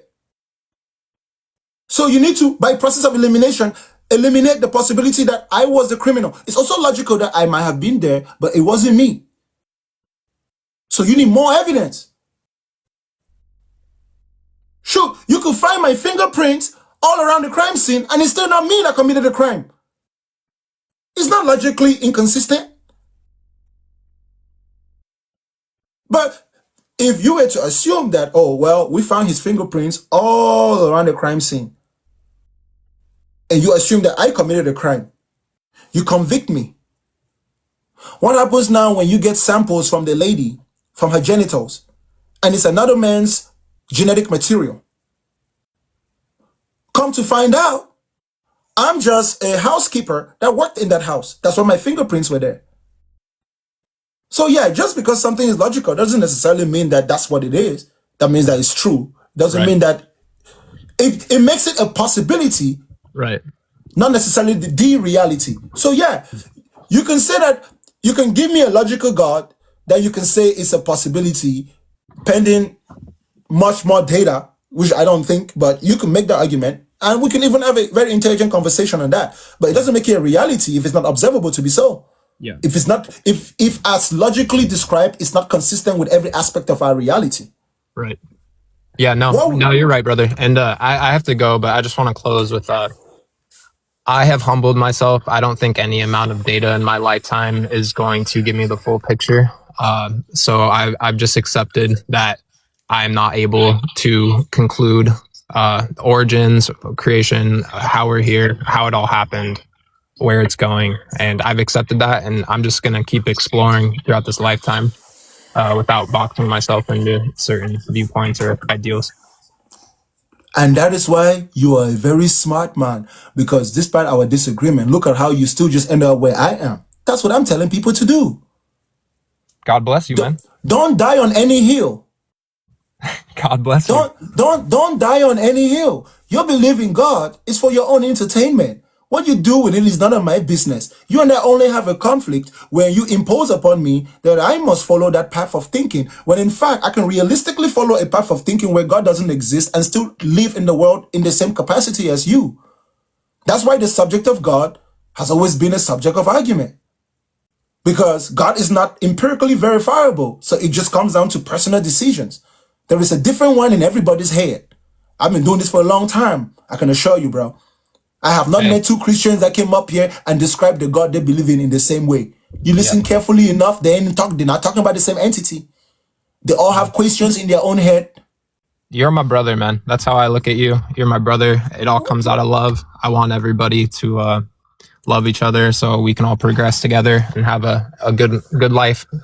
And yeah, I hope you have a good life, man. I hope you keep exploring, keep thinking, try not to box yourself in on too much. It's just endless, man. Endless rabbit holes we can go down with our minds. For me personally, by process of elimination, I have eliminated religion as a viable source of explaining our world. And I have to be honest with myself. Religion failed. For 5,000 years, religions attempted to explain the world to humans, and human beings were riding on the backs of horses. And then we developed a methodology of investigation that was grounded upon reality. And look at how much progress we've made. We even wield the power to destroy entire nations. Something which we thought was only the works of the gods, that only gods could do. When we finally stopped using religion as the primary driver for our thinking, for how we structure society, we suddenly gained the godly powers that we spent 5,000 years venerating. Ain't it crazy?